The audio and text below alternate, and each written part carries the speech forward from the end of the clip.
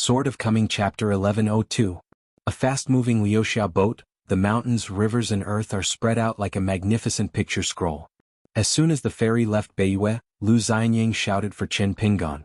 Chen Pingan, who was sleeping on the table, stood up and called out to the god of night tour several times in his heart, but he didn't answer, so he had no choice but to walk out of the room, came to the bow and called Wei Bo by his name.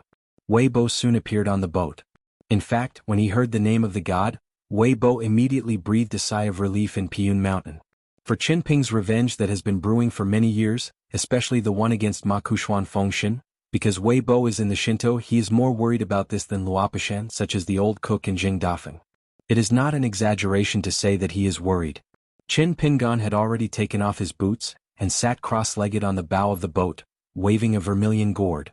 He didn't drink but just listened to the sound of the wine sloshing.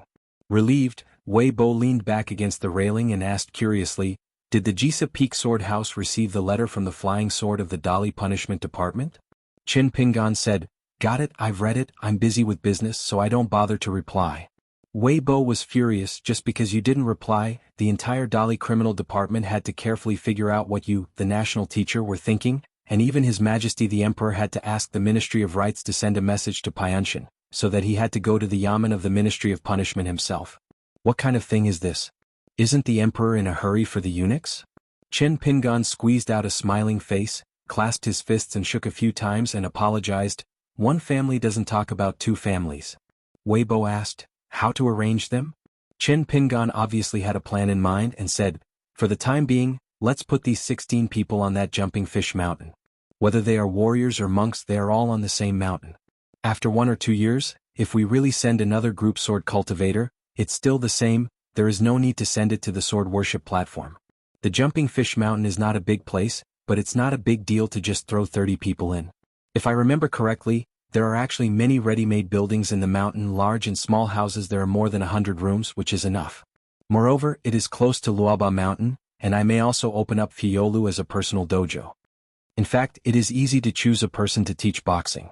Jing Dafeng has been teaching boxing in the Cold Palace for many years in Wuxia Xianxia. But the choice of the preacher is a little embarrassing. Of course Qin Ping can teach, but it is definitely not suitable. After all, it's not the Great Wall of Sword Qi. On Howren Xianxia's side, whether it's cultivating Taoism or learning boxing, if the starting point is too high, it's not all good for these 16 fledglings.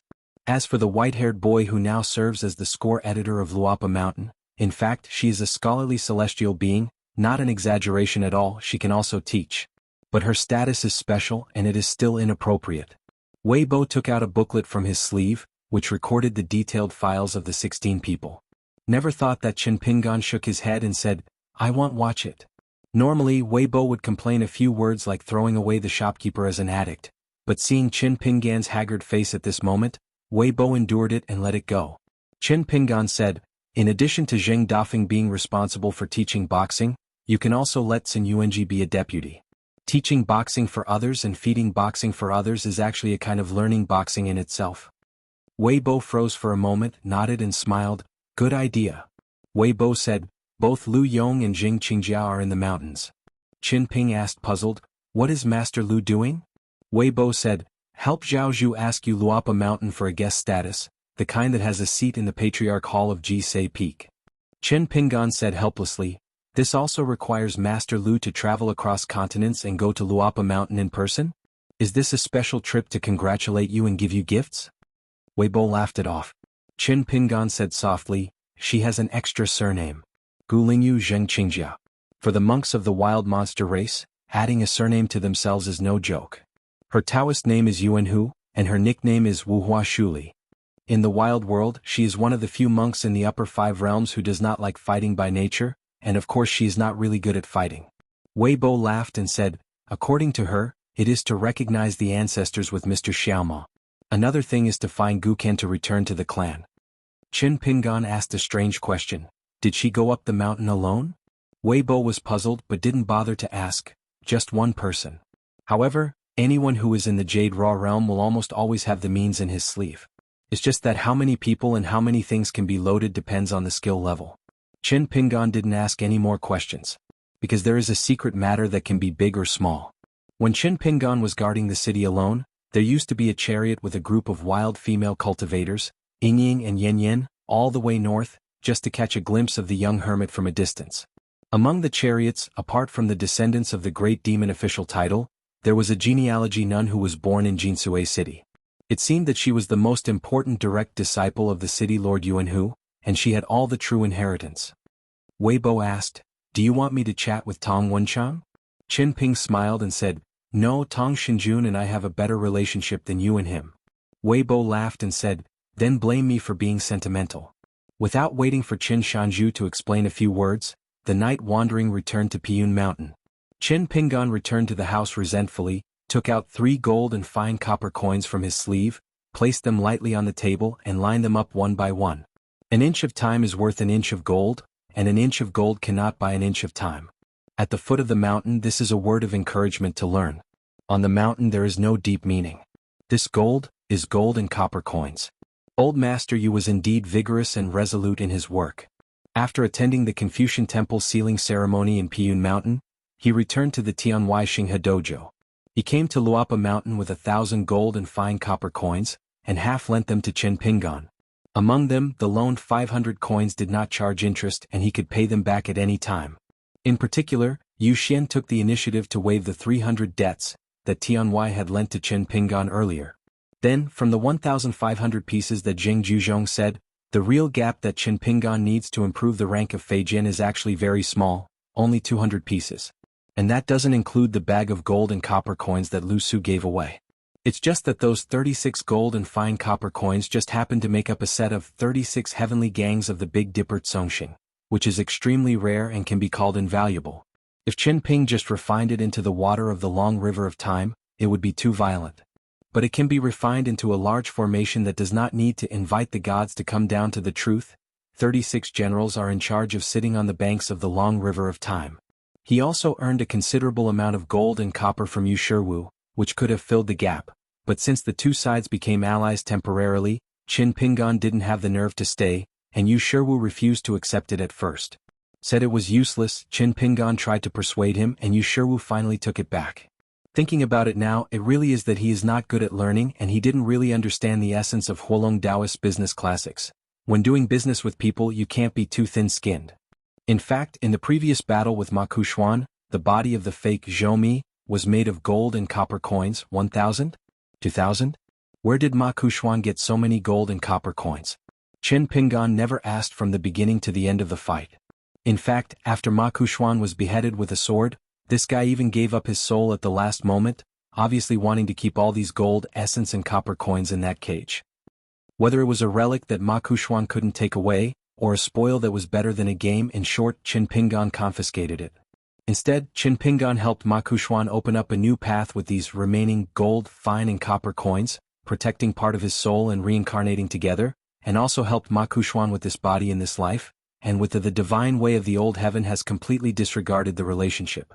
Qin Pingan separated his mind, entered the small world of the bird in the cage, and came to the arch bridge at the foot of the mountain at the ruins of the immortal mansion, and his mind merged with the young Taoist priest. The 3 figures arrived together and Yu Shiwu asked directly, "What's going on?" In addition to Yu Shiwu, there is also Xiao Xing, a barbaric female cultivator, and Yu Qing, a cook in Ma's house, or Lingling, the former Gongsun of Cherry Tsingyi. Obviously not only Yu Shiwu, they were also curious about why there was such a big commotion. There was a scene of heaven and earth falling apart. In the fight with Ma Kuxuan, Qin Pingan was worried that there would be side issues, so he detained the 3 Yu Shiwu here, making them temporarily lose their authority to freely travel between different worlds. Qin Pingan didn't explain the reason in detail, but just told Yu Shiwu the general result.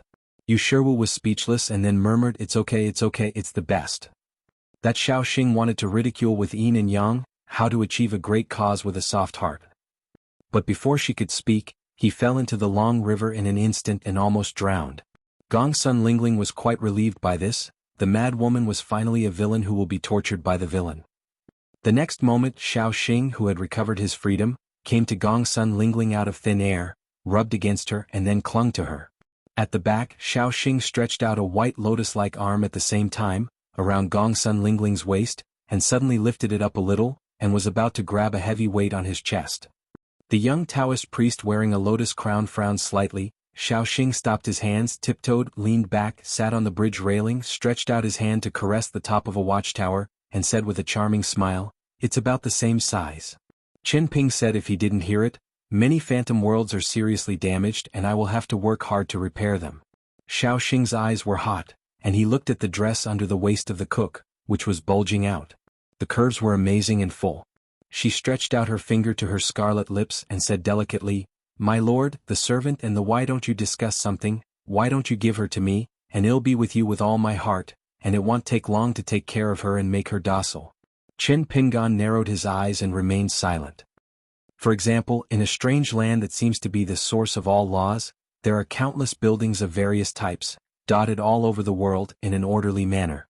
Yushirwu and them can drive something at will, they can shrink it as small as a mustard seed, or expand it like a star, it all depends on their own wishes.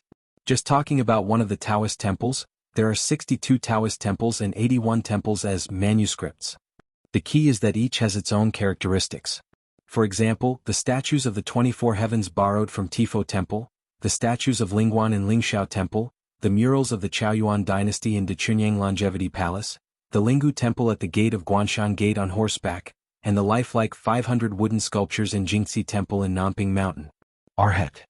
In addition, there are Taoist temples and temples that remove all the characteristics of the two base books, similar to the carved copper coins made by the government. The dismantled objects are even more diverse, such as plaques, couplets, statues, murals, algae wells, oil lamps, pillars, mortise and tenon, bricks and stones. They are all classified into categories, assigned high and low levels, and arranged according to heavenly stems and earthly branches. It is not just a simple patchwork, superposition and combination, but an institutional system similar to Confucianism in a broad sense. Just the law is not enough to do it yourself. The inner sage will drive the outer king. A building as a whole can be disassembled into hundreds, thousands or even tens of thousands of fragmented and small parts, and the three of them can use them directly. That's why Xiaoxing was created so quickly. Now the few of them, in terms of increasing the number of things in the world, are of course doing addition, but in terms of difficulty, they are doing subtraction. Such whimsy, such ingenuity. Yushirwu was no longer in admiration or awe, but an instinctive fear from the bottom of his heart. In addition, there is still a clear spring on the top of the mountain, the aura is as thick as spring water, and it looks like a secluded pool. Anyone who feels tired can come here to drink water directly, meditate and breathe, rest and rejuvenate and replenish spiritual energy. According to what Xiaoxing said, so much aura of heaven and earth is equivalent to the aura reserve of a cultivator in the Ascension realm. At the top of the mountain, where the green bricks were paved, Qin Pingan walked to the side of the pool and said for no reason, "Ma Xuanhuan is a smart man and he is even more awkward." Regarding his natal flying sword, Ma Xuanhuan had already learned it himself in the Dada River. But Zhou Mi, who was invited by Ma Xuanhuan to ask God, didn't even know about it. In fact, there are many people who like to be awkward with themselves, with others and with the world. For example, Lu Xianying never likes to say sorry to others. Another example is that Song Jisin is similar. Many times he wants to ease the relationship with his neighbors, but he is unwilling to speak up. Maybe Ma Xuanhuan's awkwardness is that he refuses to talk to anyone well, and refuses to ask for help? Yushirwu couldn't guess why Qin Pingan said this. Qin Pingan did not continue to talk about this topic. Yushirwu asked, "Qin Pingan, do you really need our external forces?" Qin Pingan said firmly, "Of course." Yushirwu asked, "Why?" Qin Pingan said, "Let a person eat braised pork all the time, 3 meals a day. It's okay to not eat it. How does it taste? Does it feel good?" Yushirwu smiled and said, "Of course it's uncomfortable." Qin Pingan said, "In the same way. No matter how exquisite the land, mountains, rivers and various buildings built by me, they can surpass you in everything, everyone and everyone. You only need to look at them for a long time. There will be a feeling of boredom and even nausea. This kind of intuition does not make sense. So I need a few of you." Yushirwu sighed and said, "Understood. Years ago I was pursuing the realm of no mistakes. But one day it was so precious to find some wrongs."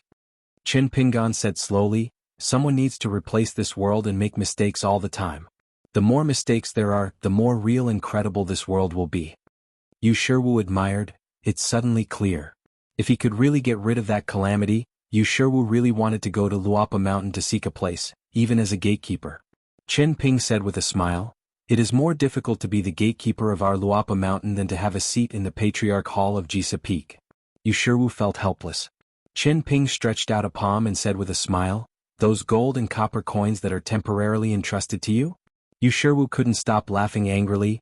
Obviously it was returned to the original owner, so why did it become a thing for safekeeping? If you cut a path on the road, just say it. If you robbed money, why bother talking about borrowing money? Qin Pingan kept his posture unchanged, nodded and said, "Grab money." Yushirwu took out a money bag from his sleeve and slapped it heavily on someone's palm. "Take them all, more than 230 coins. Qin Pingan thanked him. Yushirwu shook his head. Qin Pingan asked, "You Taoist, do you want to see the truth that is not the whole picture?" Answer after thinking about it. Yushirwu said without hesitation, "Look." "Why don't you look?" "I saw a Tao tree standing in the center of the world, with countless almost smallest ones hanging there." Yushirwu was stunned and speechless, only dumbfounded. He was really shocked by the scene in front of him. Feels magnificent and amazing but also creepy and shuddering. Whether this Qin Pingan is ambitious or ambitious, in short, he clearly wants to rebuild the world. And completely confuse the boundaries between true and false, false and real. What you see when you look at the flowers on horseback is scribbled after all, and you often know what it is and don't know why. Many truths in the world that have revealed the answers to the mysteries, whether they are still deceptions or are already facts, will always make people feel just so. But when Qin Pingan only opened the prelude to the whole picture of the truth, Yushirwu was already unstable. Qin Pingan, who is still dressed as a Taoist priest at the moment, laughed at himself. "There is an impure way to go if you are not pure." A mustard seed returned to Luxiazwa's real body, and Qin Pingan reached out to put his hand between his eyebrows. After a while, he leaned on the back of his chair and let out a breath of foul air. Qin Ping took out a yellowed book from his sleeve, put it gently on the table and opened a page casually, which recorded a technique that the higher the monk's vision, the more he valued it. "The heaven and the earth are connected, the mountains and walls are connected, soft as an apricot flower, thin as a paper page. I point a sword, open the door quickly and obey the law of Mr. Sanshan Jianghu." Looking down at the words after a while, Qin Pingan was a little dazed, so he had to look away and close his eyes to rest. In this old book, the first preface and the last few pages were torn out. In addition, several unconnected pages were also torn out in the middle, totaling 5 sheets. However, by chance, Qin Pingan completed these 5 pages. This book is a ghost painting talisman, given to Qin Pingan by Li Huai at the Zhongtu Confucian Temple.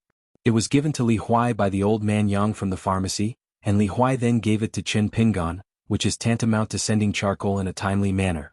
In the early years, the Empress Dowager Dali received 5 offerings to the court from Lu's family on Fulu Street, one of which recorded a technique of penetrating walls and entering rooms. She is blind and completely ignorant, and only regards it as a wall-penetrating technique. Finally, Qin Pingan, who was brought into the palace with Xiaoma, got these 5 pages. Then Li Huai sent books. Going around and going around is truly a coincidence that is worthy of the name. Li Huai said that his brain hurts when he read it and he is not polite. Regarding reading, Li Huai is really like Mao Sai's comment, "We are not able to do it," and he is better than scholarly and diligently. Qin Pingan got this rare and unusual ancient Taoist book.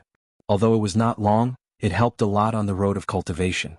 It can be seen that there is a lot of knowledge, and Qin Pingan can even use the 4 words, "I point to a sword," to combine this complete formula with swordsmanship Pei Min, the bird's eye view of Feng Lufang, who is Pei Min's unnamed disciple, and the lotus root. Hua Fudi Jingxin's high swordsmanship is connected, and even Qin Pingan speculates that Bai Chang, who used to be from the small town of Liyue, must have a killer's trump card which is related to this swordsmanship. Opening Qin Pingan's cage Sparrow Heaven and Earth Restraint, it is really as soft as an apricot flower, thin as a paper page as said in the formula, and the white clothes can easily pass through the wall back and forth with a sword, so Qin Pingan has to take it easy and must be on guard against it. By Chang's hand. Qin Pingan also remembered a strange thing that he couldn't understand. He remembered that when he was an apprentice in the dragon kiln, he often went to the mountains to search for soil with old man Yao. Every time Qin Pingan climbed up, he could see a mountain in the east. But after Liju Cave fell to the ground, the mountain disappeared out of thin air. To be precise, the 2 mountains lost their trace together. The latter is called Shuangfeng Mountain, also known as Poda Mountain, and Pingmu Mountain, which is about 50 miles away from this mountain, is also called Dongshan Mountain. Qin Ping once asked Chui Dongshan about the whereabouts of these 2 mountains, whether they were quietly removed by someone with great supernatural powers, or someone used the method of sealing the mountains, staying in place but being isolated from the world. Cui Dongshan didn't even clearly, anyway, if there is nothing to do, let that embroidered tiger take the blame, and yell at the old whenever he gets the chance so as to enjoy his mouthful. When there were too many thoughts in his mind, Qin Pingan had a headache and a splitting headache, so he quickly restrained his thoughts, raised his arms and clenched his fists, and lightly tapped his forehead to suppress the small world of the human body. Qin Pingan stretched his arms a few times, closed his eyes, and gently knocked the back of his head on the back of the chair. Bai Zhe said that Qin Pingan will feel much better about bearing the real name of the monster clan when he enters the fairyland. It's true. Gukin stood in the corridor outside the door, hesitated for a moment and then lightly knocked on the door. After Gukin entered the room and closed the door, Qin Pingan still closed his eyes and said, "If you want to ask, just ask." Sitting across the table, Gukin asked, "Can you really clear the memory of a chi practitioner?"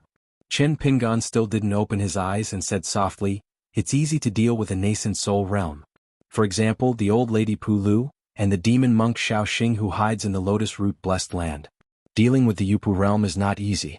I need to spend a lot of money. The key to reducing energy and aura is that it can't last long, just like wrapping a spark with layers of thick paper. The stronger the Taoist heart of a monk in the Jade realm, the bigger the flame." Gukin said in a deep voice, "Being able to deal with the nascent soul realm is enough to shock the world. If you can erase the key memories of a nascent soul realm at will and prescribe the right medicine, wouldn't you have a fundamental method to deal with the inner demons?" Gukin said you. Qin Pingan deliberately ignored the word men, remained silent for a moment, then shook his head and said, "Don't forget, the word I used at the beginning was cut off." Reaching out to draw a mark on the table with his nails, Qin Pingan asked, "What do you use to fill this seemingly small but actually huge gap?" It's like cutting a piece of flesh from a person. No matter how big or small it is, it's not such a simple matter of healing from a wound or scarring, or raw flesh from white bones. Qin Pingan said slowly, "Ordinary chi trainers, sect genealogy cultivators, and even many earth immortals may not know the truth, but you have no reason not to know." Gukin nodded and said, "Everything we see, hear, eat, smell, sorrow, joy, think is actually recorded in the soul one by one. Without knowing it, it is difficult to realize it." Qin Pingan said, "If you are a lady, the truth is preserved by witnessing." This sentence is generally used to describe a genius.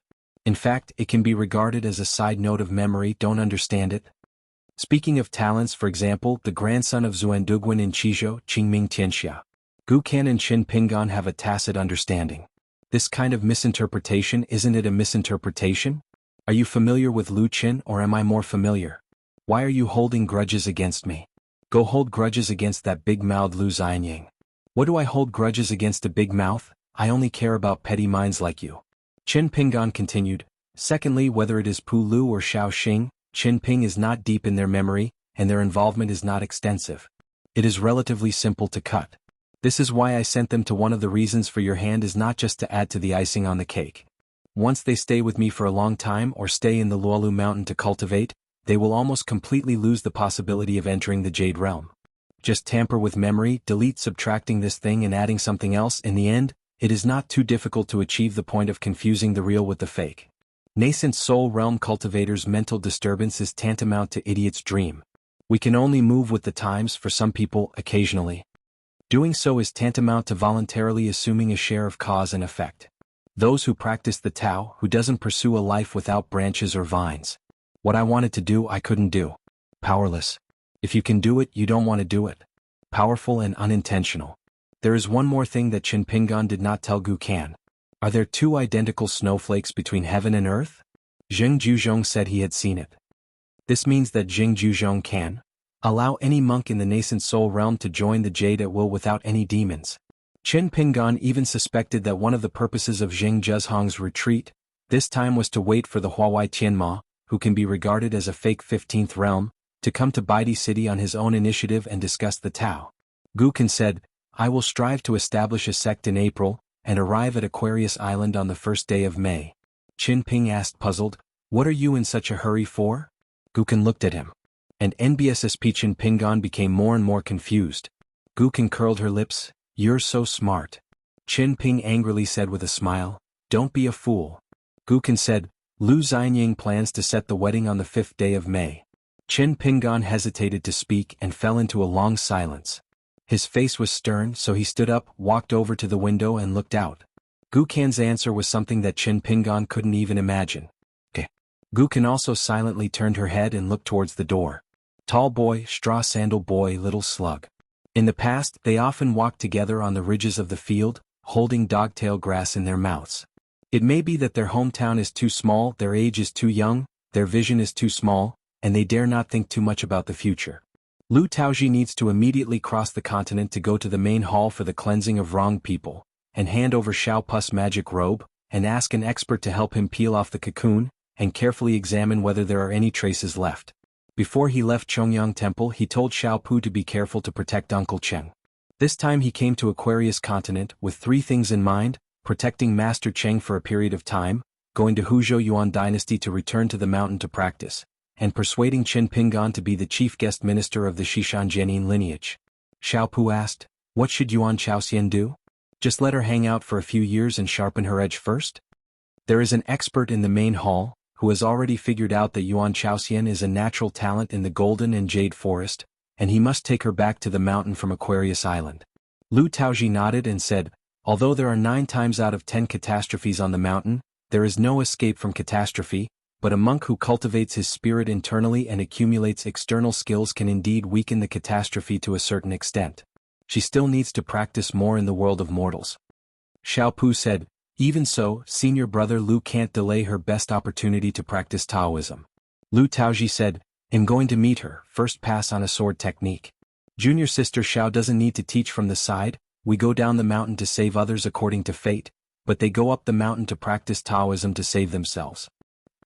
Xiao Pu shook his head, "I have gone through this calamity myself, so I don't have the spirit now, so I just hide here." The middle-aged Taoist priests are already tall and powerful, so they feel extremely oppressive, especially the women of medium stature. When they look at each other, they look like mountains pressing down on them. So that treasure tree was extremely nervous. When the other party sent the Taoist book, regardless of whether she understood it or not, the middle-aged Taoist just explained it word by word, and her mind went blank. Zhong Shan, who was as tall and thin as a bamboo pole, went to a back alley in Changning County, and ran all the way back to Chongyang Temple. When he saw the old Taoist priest, the young man had a regretful expression on his face.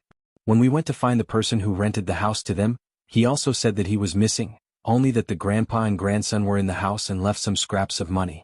The old Taoist stroked his beard with a smile and said, "If you don't have a fate, you can't get it if you ask for it. It's the same between you and that friend Baiyun. Don't be sad. Whether you can meet tomorrow or not, you will know tomorrow." Zhongshan hummed. Song Juchuan, a little Taoist boy, asked suddenly, "Master Jing, have you ever heard of the term crane's breath?" The old man snorted and said, "How do you know this kind of Taoist terms?" Song Juchuan was stunned. "Really?" Cheng Fengshen said with a smile, "Of course there is, but the saying on this mountain is not common, it is relatively uncommon. As a teacher you can know the phrase crane's breath and ordinary Taoists may not have heard of it." Song Juchuan was slandering endlessly, "That guy has a lot of eyes." After thinking about it, the old Taoist decided to go to the haunted house in Zhugan Hudong, Yongjia County. He dipped in the talisman water and performed the eye purification technique. He saw 2 branches of wormwood hanging at the door, but they were not close to the door of the house. Without the shame, the old Taoist knocked on the head of the shop lightly, and soon a woman opened the door. She looked around and asked a strange question, "Master Wu?" The old Taoist was puzzled and said, "It's Miss Shui, right? Poor Taoist surname is Cheng and Taoist name is Huelu. He practiced in Chongyang Temple. When he came here he was reminded by Taoist Wu. He came here to buy it with Miss Shui." The wormwood hanging at the door. Shui Rui was very puzzled, looked and looked but couldn't see anything. Where is the wormwood? There was indeed an oily young Taoist priest who had nothing to do with her before, and she said something like giving Qing a pair of love. Ordinary households hang calamus and wormwood to ward off evil spirits and avoid ghosts. That's all? Shui Rui hangs wormwood in this haunted house as a ghost? Thanks to that liar Taoist figured it out. It's just that Shui Rui didn't care about these things. She was too lazy to argue with the old Taoist priest, turned around and left, and the door closed by itself. She just said, "You can take it yourself, don't talk about money with me, just give it away and not sell it." With this action she immediately calmed down the old Taoist priest, thinking that she was indeed a female ghost who could let Tong Shinjun set foot in this place. Shui Rui didn't care about wormwood or Chongyang concept. She was listless, her feet didn't touch the ground, she floated all the way back to the swing, swaying gently, a pair of embroidered shoes high and low. It seemed that as long as she didn't turn her head, there would be a Taoist priest holding a bowl squatting behind her, but when she turned her head, there was no one there. Looking at those flowers and plants, she rubbed her eyes, looked intently, and was sure that there was indeed a missing pot of flowers that the Taoist hailed as the leader of the spring festival. Her eyes were bright and her smile was like a flower, as if filling in the vacancy of the potted flower. Pei Qian crossed continents to Yunyan country through a three-mountain talisman, sat on a big tree branch on a hill outside the capital, and drank silently. From a distance, the lights of Yulindu could be seen stretching like daylight. Pei Qian was not in a hurry to go to the Tongyin ferry over there, thinking about something. Behind him, someone hooked his feet on a branch, hung his head upside down, grimaced and said threatening words, "Little girl, guess who I am, are you afraid?" Pei Qian didn't even look at it and directly punched him backwards, hitting the opponent's forehead, and the big white goose pretending to hang himself swayed back and forth, screaming for pain. The young man in white with a mole between his eyebrows rubbed his forehead, turned around and sat beside Pei Qian. Cui Dongshan asked with a smile, "What are you thinking about?" Pei Qian shook his head. Cui Dongshan looked into the distance and murmured to himself, "The mountains and rivers of a continent have been broken to this point. Those who should be supporting the coffin and carrying the coffin are all new ghosts. There is no smoke for thousands of miles and the dead are like hemp. The corpses are exposed to the city and the wild, and the heads belong to Taoism. Flying swallows return in spring, nesting in trees. I never thought that Tongy's would come back to life so quickly. I just hope that the immortal masters on the mountain and the rich and powerful men from all over the world will not be so oblivious. Otherwise, if so many people die, they will die in vain." Worry. Pei Qian took out a jug of wine from the things close at hand, and handed it to Cui Dongshan. Cui Dongshan waved his hand, "Forget about drinking, I will quit drinking today." Cui Dongshan clasped the back of his head with both hands, shook his legs and said leisurely, "Over there in our blessed land, there is a female cultivator xuanhuan with quite good qualifications, Luo Fume, a direct disciple of Hu Guopeixiang, and a swordsman who has just entered the golden body Chao and I. He is determined to learn some boxing skills with Xuanhuan who went to Luapa Mountain to find my husband, Wu Jiang, a young hero who is unreliable and reliable, and He Qizhou, a female martial artist from Jianghu of Songlai Kingdom. After completing the task of protecting the road, I feel that the opportunity is rare and I am willing to go out for a long time. I have gained a lot of experience here in Tongy's Hao. I guess they are all on the way to Yunyan country together. You don't know where's Mr. Damaguan, the miraculous posture of preaching? I don't know how many men admire it and women love it, sir, never make mistakes, and when it comes to love between men and women, he is even more clean and self-sufficient, can't pick out the slightest flaw, but I don't know how many mistakes women's minds. Those who are the least self-defeating are the most deceitful, and there is no way." Pei Qian grinned, the words sounded good. "The woman she once called Sister Yao, the current Empress Yao Jingji, isn't she one of them?" Cui Dongshan said with a smile. "As for our chief Zhou, who is busy and hard-working, he is flustered now. This is the first time he has met Mr. Xiaoma who may not win the battle for the Tao, and he is holding back his energy and trying to prove himself. He brought 4 sword cultivators who came into being in the blessed land of lotus roots, and came to Tongya Island earlier than me in Chao Qinglang. Chief Zhou also took away a woman whose real name was Xiao Xing from the blessed land. Dead man, I took a trip to Tianmu Academy. Shi and Wenyuan Shanzhang of Tianmu Academy cooperated seamlessly, bluffing many bystanders who were hiding behind the scenes." Cui Dongshan smiled and said, "That's all for the time being. After the report is over, I beg Senior Sister Pei to give you instructions." Pei Qian just said, "In fact, I really want to travel Howran with Master, but I can't say it." Cui Dongshan laughed and said, "It turns out I was worried about this matter." Pei Qian squinted and said, "Is it funny?"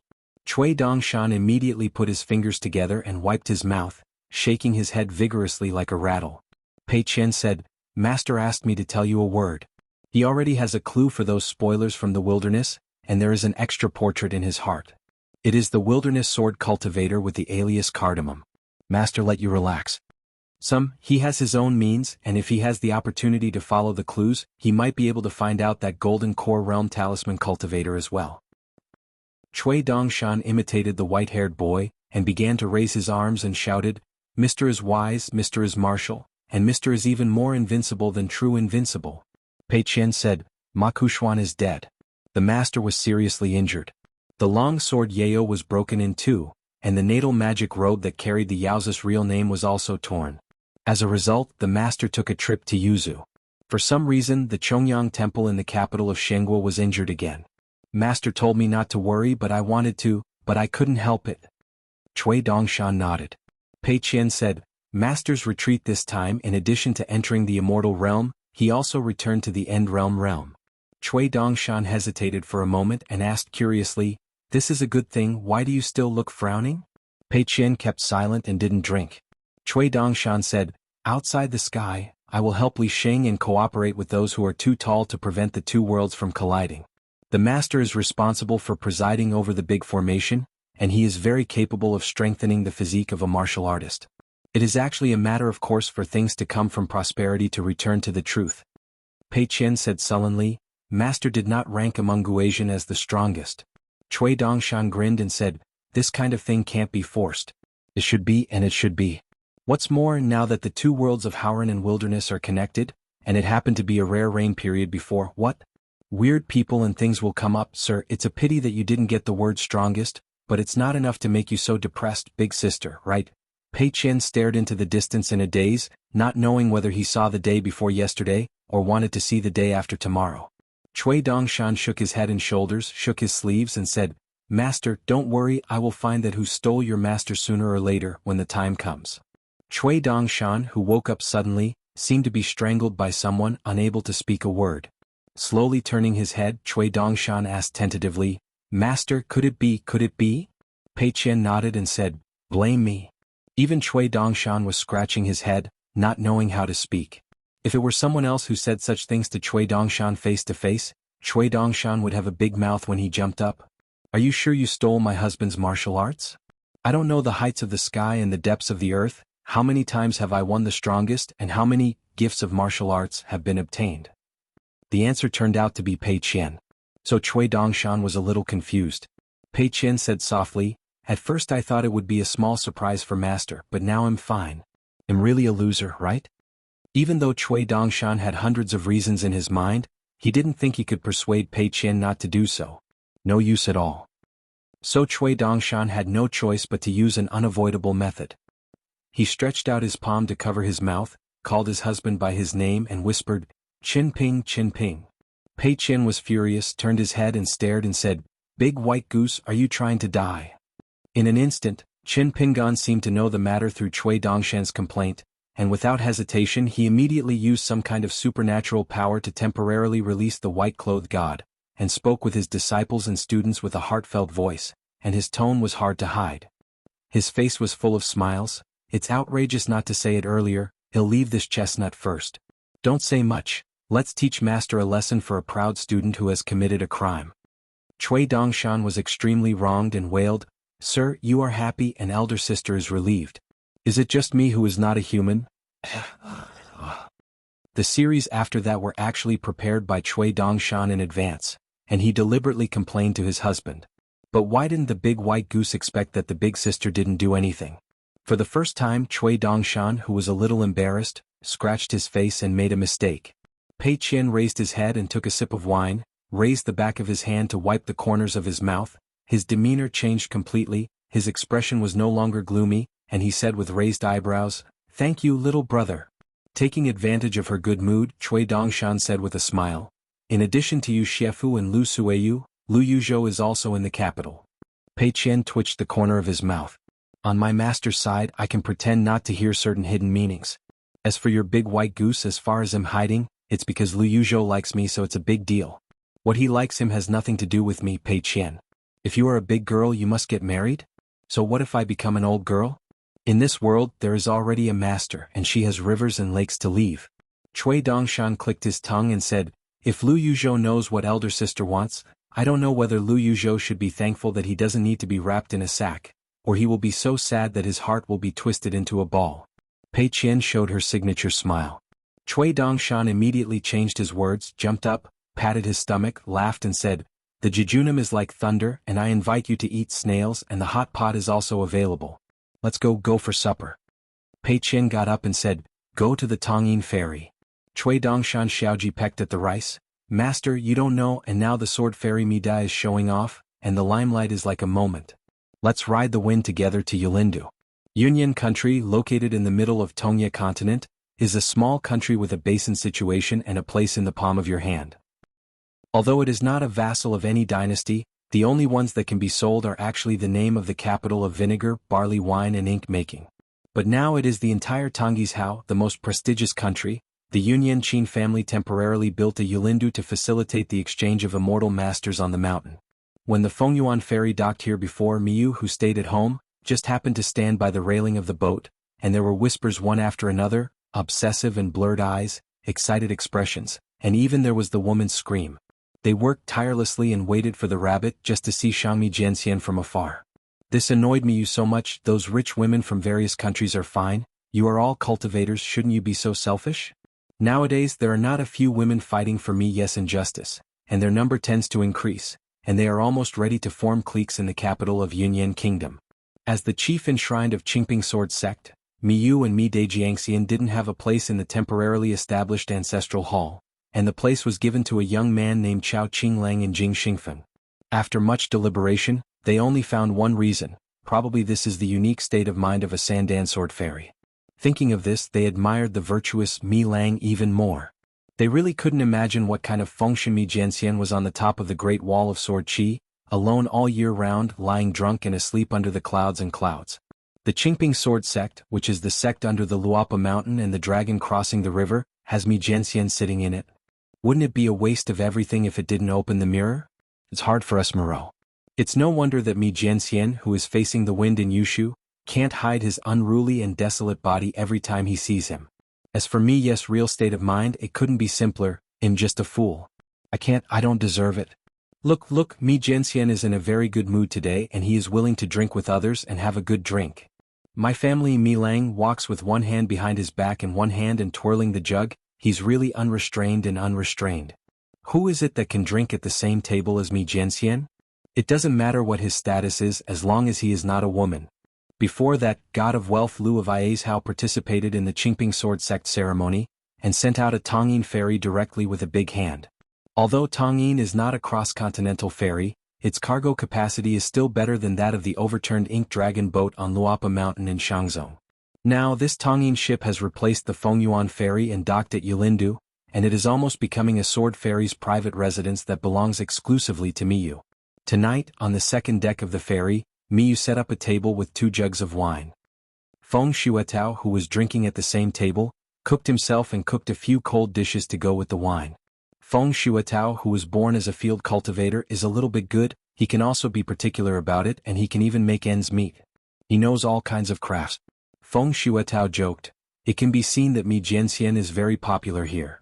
Miyu smiled wryly and laughed at himself. If fellow Daoist Qingmi reveals his identity, he will only be more popular than a piece of trash like me. Feng Shuetao said helplessly, forget it, now my reputation can be regarded as being in the rotten street of Tonghizhou. If I had known this, I would not have agreed to Jiang Daoyu as an enshrinement to Yu Guizong, who is a son of labor. This Iazhao Ascension Realm field cultivator, Taoist named Qingmi, is wearing a python suit, a white jade belt and an iron mace pinned to his waist. I followed Jiang Shangzhen to the famous Luapa mountain before. Only a few steps away from Feng Shuetao, there was a young man with a yellow hat and green shoes, and a girl with an ermine hat with rosy cheeks. Afterwards, Feng Shuetao, who was himself an Ascension Realm, was terribly frightened. After returning to Tonghizhou, he followed Jiang Shangzhen to the Yuguizong Patriarch Hall.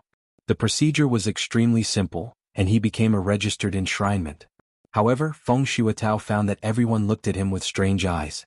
Feng Shuetao didn't know the reason until he went out for a walk alone in the blessed land of cloud caves, and now on Izhou Mountain, everyone is talking about himself. The outside world said that it was because of Jiang Thief's kind invitation that Feng Shuetao was willing to lower his status and serve as an enshrinement of Yu Guizong. After all, his cultivation base was even higher than that of the suzerain Weiying. Regarding this matter, it was rumored that Jiang Shangzhen was so shameless that he knelt and kowtowed with Feng Shuetao. His head was bloody, almost knocked his head off. And one of the conditions Feng Shuetao put forward at that time was that he was very wild and very manly. In the blessed land of Yunku, there must be a woman serving him every day to warm Feng Zueto's bed. It's also reasonable, since Feng Shuetao is not good at being able to mix with Jiang Shangzhen, a prodigal and prostitute who has a mother-in-law in every village. In his hometown of Iazhao, Feng Shuatao has never been so miserable after being a Shanzhua Yeshio for so long. Even if he doesn't take his reputation seriously, he can't be shameless. Of course, Miyu heard about these gossips and he couldn't be happier, but the person involved was sitting opposite to drink, and he still had to be polite, so he borrowed a truth from the group of young people in the summer palace. Look at the 2 words of freedom on the paper.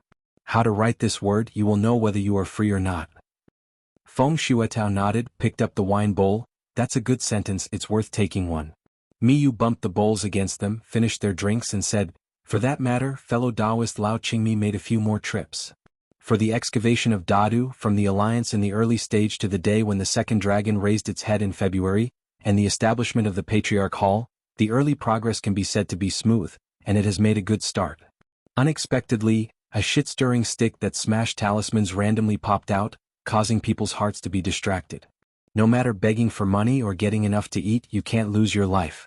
For this reason Miyu, the 2 hometown veterans Jianxiu Xingyun and Lu Shui Huangting of Taiping Mountain, the immortal named Longmen of Taishu Mountain in Zhongtu, and even Qingtong of Xianxia were secretly mobilized. In the end, Huangting was the only one who bumped into that guy by luck. Even so, Huangting still couldn't kill him on the spot. The most hateful and terrifying thing is the good fortune of the other party. 2 figures floated down beside the table, and Miyu quickly got up to meet them. Pei Qian clasped his fists and said with a smile, Chief Mi, Senior Qingmi. Feng Shuatao nodded with a smile and returned the courtesy. I have seen Master Pei, Master Chui. Pei Qian took out a cotton cloth package from the things close at hand, handed it to Miyu and explained, it was the millet grains that I asked me to hand over to you. It contains dried fish, melon seeds and preserved fruits. Miyu was in a good mood and the haze in his heart was swept away. If Sect Master Chui was not present, Sword Immortal Mi really wanted to step down as the chief enshrinement of Qingping Sword Sect tonight, cut first and play later, and could rush to Luapa Mountain tomorrow. Scold me for being a pick? Just scold and promise not to answer back anyway. When will I, Miyu, be able to shoulder the burden? Chui Dongshan stretched out a palm with a smile and patted Mi Dajian on the shoulder. Mi Dajian is overqualified and the burden on his shoulders is still light. Miyu didn't know how to retaliate. Chui Dongshan said with a playful smile, fortunately Mi Dajiangxian is one of his own, so he is not willing to scold me. Otherwise he would put himself in my position and scold me instead. He would definitely say something like, young man is so handsome but unfortunately he is not dumb. If this sword fairy doesn't knock you out of with one sword, you're not full. After all, Miyu was Miyu. Holding that package he was still in a good mood. Except for Mr. Yingguan, if someone can disgust me Miyu with words, it means that I have not cultivated enough. Chui Dongshan waved his palm towards Miyu and said with a smile, Chairman Mi, I'll give you a holiday. It will be over for a month. You are allowed to go back to the Shangzong and find Mi Li. Miyu was overjoyed. Really? Chui Dongshan asked back. If you don't take it seriously, then take it as a fake? Miyu smiled and said, it must be taken seriously. Chui Dongshan smiled and said, im still jiang shangzhen, does it rhyme? Pei Qian reminded, it's almost ready. Chui Dongshan clasped his fingers together and muttered something. After a while 2 chairs walked and stand still beside the table. Pei Qian stretched out his hand to rest his forehead, but he couldn't see it. The younger generation of Lizhu Dongtian, who was the first to put forward the idea, was gradually recognized by Houran Tianxia as the generation of opening the door. As the great disciple of the young hermit official, Pei Qian is of course one of the very young Master Jijia who was able to become famous in Jinjiazi early on, and is at the forefront. As soon as Pei Qian took his seat, he stood up again, I'm going to visit the blessed land of lotus roots. Chui Dongshan blinked. About to break through? Pei Qian nodded. Breakthrough. In the Lost Mountains, the boy in green and the girl in black are not sleepy. They sit on the stone table over the bamboo building and eat melon seeds. The 2 parties bump melon seeds together like a wine bowl and then eat melon seeds. In the house where the door was never locked, the old cook was lying on the wicker chair and had a dream. He saw a phoenix hairpin resting on it or maybe a butterfly stuck to it. At the foot of the mountain, Zheng Dafeng spent a long night alone and could not sleep, scratching his ears and cheeks, muttering that he couldn't do it. How consummate he was playing hard to get. Could it be that the tricks written in the book were all deceptive? The Taoist priest next door is reading at night in the study. It is a very serious Taoist book, and it is also a book that very few Xianwei can understand. The Taoist priest occasionally dipped his fingers in his saliva and gently turned the pages of the book. The Taoist and the words in the book hit it off. On a liuxia boat, Qin Pingan was lying on the bed, sleeping deeply, snoring like thunder. Even his sleeping position was so regular, with his hands folded on his stomach, his lips pursed subconsciously, and his brows slightly frowned. Ningyao was sitting by the bed, her face was blushing slightly, her eyelashes moved slightly, she murmured something, stretched out her fingers, she moved gently and stretched his brows for him. Sword of Coming Chapter 1103. It was rare for Qin Pingan to be so free both physically and mentally. He woke up naturally after sleeping and slept soundly and full. It's only dark and bright for one night, and I don't know how many flowers bloom and fall in the world. When he woke up, he noticed someone's face was pressed against the door in the corridor outside the house, and Guken was standing against the wall, which made Qin Pingan laugh dumbly. You two are protecting the formation and I'm not retreating. Qin Pingan suddenly opened the door, Lu Xianying fell into the room, Guken looked weird, Qin Pingan smiled and said, how can there be so many assassinations when I am a vegetarian at the end of the world? Guken's expression was even weirder. Lu Xianying stood up and patted his sleeves. Be careful sailing for 10,000 years, Qin Pingan, you are not experienced enough to walk in the rivers and lakes, let's go. Guken finally couldn't help but said something fair. After you fell asleep, Ningyao came to Wuxiazu and appeared suddenly. We didn't notice the slightest movement, but she took the initiative to say hello to us. Only then did we know she had arrived, but when she left, we don't know. Lu Xianying walked quickly towards the outside of the house, but Qin Pingan stretched out his hand to hold his shoulder, and came to the corridor like flying through the clouds. Guken also wanted to trick Lu Xianying and slip away, but was also grabbed by Qin Pingan's shoulders. Why are you running one by one? Since you are straightforward and have no guilt, are you afraid of being misunderstood by me? Both of them were hugged by Qin Pingan, walked together in the corridor and said with a smile, you are really a good brother Iba Yintian, but I am so touched. Guken said, I have not been here for a long time. Lu Jianxian probably listened to the wall for a whole night. Lu Xianying yelled, let me put you asshole, I'm here on the front foot and you're on the back foot. If I don't come, you dare to come? I'm coming, are you willing to come? Guken laughed and said, it makes sense, what you said is right. Go to the corridor and come to the bow.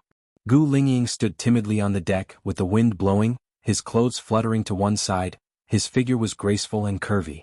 Guken frowned and asked, if you don't steer the liuxia boat, come here to drink the northwest wind? Gu Lingzhen was so wrong that he hurriedly said to them in his heartfelt voice, Ningyao found me last night.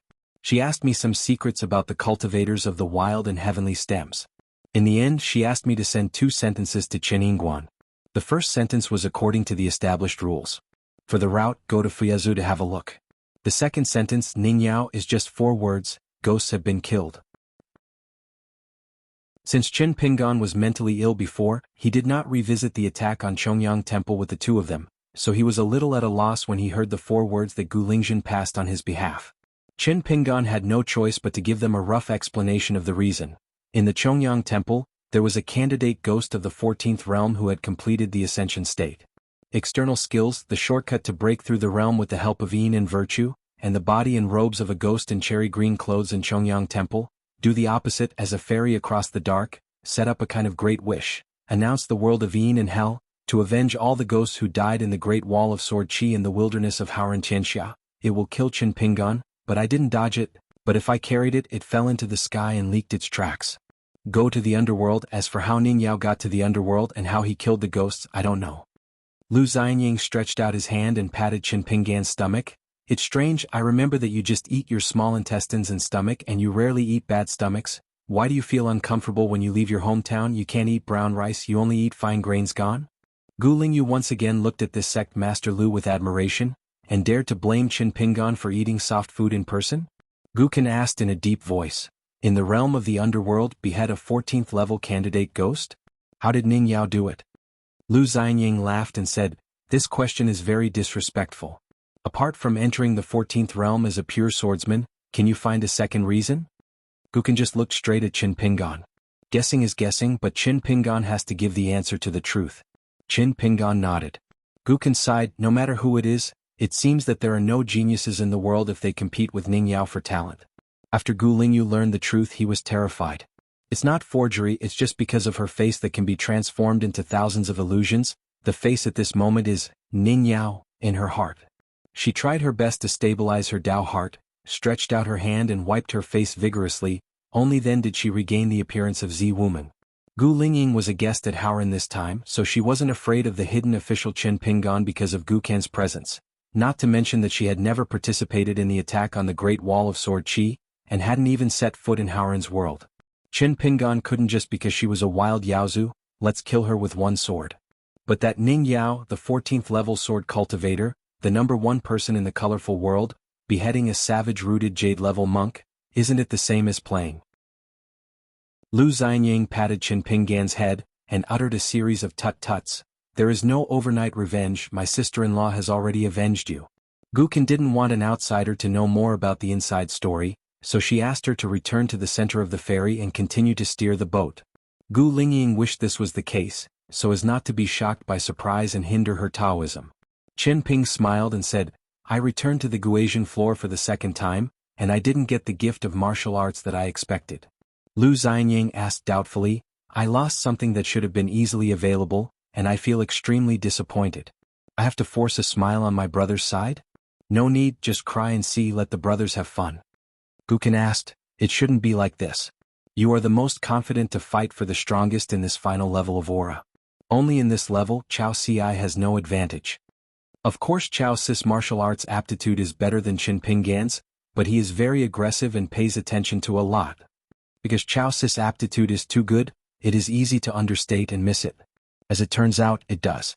Chen Ping smiled from ear to ear and said slowly, so when I retreated and then came out, I was also very strange.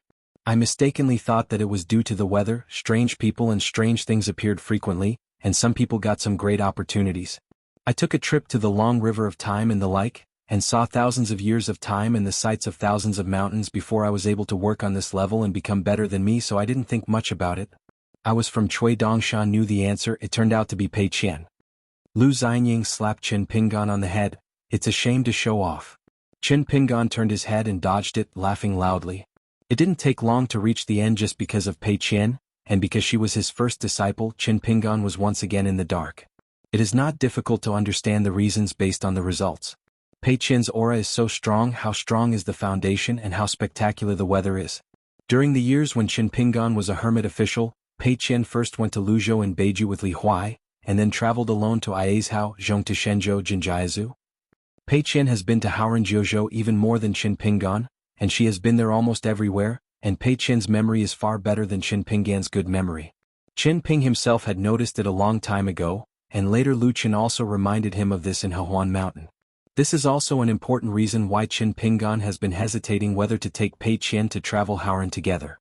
Going out alone, her state is high enough, she can walk more casually, and she will be very attentive and serious when she is with Chen Pingan. Don't forget, she can also see people's hearts. As long as Pei Qian wants to see it, unless he is a monk on the top of the mountain, he will be able to see the scene of other people's hearts and minds. Therefore, the Xuanhuan where the first level of Wufu Qixing is located is simply tailor-made for Pei Qian. She has a broad vision and a deep memory. As a master, Chen Pingan certainly hoped that she would see more of the great mountains and rivers and people's hearts in all things so as to lay a solid foundation for Qi Sheng, and strive to break through in the future, be better than herself and be better than Blue. However, she was also worried that Pei Qian would be concentrating. If she watched too much for a long time, she would consume too much energy. The words, the most powerful at the first level, are actually not that valuable. What is it? Is this a typical old father's mentality? No wonder the old cook Zheng Dafeng and Wei Bo chatted in private, saying that their mountain master was on Pei Qianwansha's side, and they were so spoiled by them. Like a loving daughter, pity a certain boy in Tsing Yi, like a rebellious son who yawns and scolds. Chen Pingan said, Pu Lu and the others will stay by your side, and you will appoint them according to your circumstances, depending on your position and status in the sect. Gu Kan nodded and said, I know it well. Chen Ping said with a smile, Huang Lai has been a national teacher in Yushuan Kingdom for many years, and it is inevitable that he has been infected with certain officialdom habits. You have to be more generous and patient. In addition to throwing him a rare Taoist book or two, help him point the way. But also need to help him peel off the mundane atmosphere and return to the rough jade. Don't think that the word Dixian is not just because the three of us are not low now, each has his own vision and world, and the people and things we talk about are all on the top of the mountain. It's worth money, the Jade Realm is nothing, the Immortal is nothing more than that, and the Ascension is okay. To put it bluntly, Shinku, who seems to be the most useless person on the ship, if he went to the Liju cave that just fell to the ground, the three of us stood together. It is estimated that they can't withstand the half-punched punch of old Grandmaster Shin. Gukin said, remember it? Lu Xianying scorned at the side and said, Xiao Baba, mother-in-law, whether you are annoying or not, is it the village school teacher teaching the boy who wears open-crotch pants, or is the father scolding the son when he returns home? As a result, Qin Pinggan's elbow was hit on the shoulder, and the instep was stepped on by Gu Kan, who then pinched her hard with her toes. Lu Xianying groaned and put on a posture of slumping his dandan. Come again if you have the ability. Whenever Lu Jianxian makes a sound and complains, it is your grandfather. Qin Ping wrapped his arms around his sleeves, turned around and said, you two continue to recognize your relatives. I will go back to the house and sleep comfortably. Call me again when you reach the border of Chuzhou. Lu Xianying smiled and said, good guy, you really think of yourself as a master, dare to order Lu Jianxian and Gu Zongzhu like this. Gu Kan said from the bottom of her heart, you intend to hold the wedding banquet on his birthday, the 5th day of the 5th month of May, and I told him so. In the small town of my hometown, the 5th day of May is regarded as the day of the 5 poisons. Children born on this day are born broom stars and plague gods. Then Lu Xianying decided to hold the wedding on this day, thinking that this is a very good day. Lu Xianying lay on the railing and said lazily, is this kid crying so hard? Gu Kan said calmly, it's okay. Lu Xianying asked, why don't you give the Liuxia boat to Qin Pinggan? To be honest, Longquan Jianzong and I don't really need it. He is a money fanatic and has a big business now, but he urgently needs this thing to add to the cake. There are only a few people in his sect, and Ruan Taijiang doesn't like to talk about ostentation. Gu Kan said, a hot face sticks to a cold ass. He won't accept it, so what will I give you? Lu Xianying was silent for a moment, then sighed, I really envy you for having a good big brother. It's rare for Gu Kan not to tear things apart. I hope that in the next 100 or 1,000 years, every time we meet again, we don't have to think about what to say, and don't have nothing to say, only polite greetings. However, Lu Xianying said a distasteful word, I've always been curious, is snot delicious? Is it salty? Gu Kan said, do you still remember that one early morning, I gave you a meat bun from Mrs. Mao's shop? You actually even ate my booger. Lu Xianying suddenly said, so that's the case, it must have been released, no wonder, I said why the meat buns tasted so good that day. Gu Kan said with a smile, our hometown is simple and honest. Lu Xianying nodded and said, I almost mean it, you and Qin Pinggan are both heroes. When Master Lu of Qinghu Palace arrived at Luopa Mountain, he didn't go out much, he helped his disciple Zhao Zhu to ask for his status as a guest minister, just like an old man plotting for his descendants. Lu Yong was somewhat embarrassed. Zheng Qingjia was just the opposite. This fairy named Xuanhu went out for a walk whenever she had the chance. There is really no way, every time she returns to the house she will shake out a proud disciple from her sleeves, Zhai Guangyun with the Taoist name Yun Yen, pestering the master to ask questions. The most important thing is that Zhai Guangyun is the saying of the car wheel, Master went out this time, did you see Qin Yingguan? Has Mr. Yingguan returned to the mountain yet? Zheng Qingjia didn't dare to let this personal disciple show her face, she didn't even dare to let her out of her sleeves so she could only restrain her, a little nymphomaniac, for fear that she would speak out and have a bad relationship with Luo Bashan. Although he took refuge in Baidi City, Zheng Qingjia still felt that Qi trainers in the wild world had a clearer distinction between love and hate than those in the Haran world. Now on the wild mountain, there are many women who admire the red-robed hermit official at the top of the city. Zheng Qingjia often patrols the mountain with Zhou Mili, who is expensive and enshrined for the protection of the mountain. After a lot of times, Zheng Qingjia gradually recalled that the little girl in black with strange attire seemed to have no taboos in chatting, but in fact she was really called. There are only a handful of useful information about the secret affairs of Luoba Mountain. On the contrary, Zheng Qingjia was asked by the little girl in black about the inside story of Jinsui City and Wild Mountain. Water monster, are you pointing at yourself? At first Zheng Qingjia was skeptical about this, until one time during a mountain tour, Zhou Mili seemed to be rushing to talk, and talked about Jing Qing's wide range of friends, and Qin Zhuoliu and Mr. Meiqin were friends who drank and punched. Zheng Qingjia's heart was already shaken. The man surnamed Xen, holding a long sword and carrying 3,000 pieces of breaking the time, in the barbaric world, how much trouble he caused with a certain scholar wearing a high crown and iron sword. Outsiders may not be aware of it, but Zheng Qingjia has heard of it. In the end, she just listened to the innocent little girl again, and said that Jing Qing is always talking about it now, and she will have to make up for that nephew Zheng, who likes to wear white clothes and looks like a rich man in the future. The meeting ceremony fulfilling the duty and heart of the elders. The fairy of Xuanhu Lake almost broke her heart on the spot. After that, xianxia never went out for a walk. I am very sure that Week's worship was indeed talking inside and outside the box. Every sentence was a mystery, some of the words were lost, and he was pointing at her, xianxia. I passed xianxia's house quietly twice. The door was closed, and the little girl in black with a cotton bag slung across her face scratched her face. That's right, maybe it was Sister Qingjia who felt that mountain tours were not interesting, and she couldn't say anything clearly, so she used this method to politely reject herself. I get it, ha, Sister Qingjia is pointing at her. I have a big brain aura. A Dali military ferry docked at Nujiadu. On the ferry, several priests from the Ministry of Punishment with nothing to do, and a group of Dali monks in armor and swords appeared. Obviously, although this ferry is not big, the standard of this trip is quite high. Chao Gingxin couldn't stand it, but thanks to Zheng Dafeng, he didn't forget the method of gathering voices into a line. Otherwise Zhou Haijing listened to him, and he would have fallen into the latrine.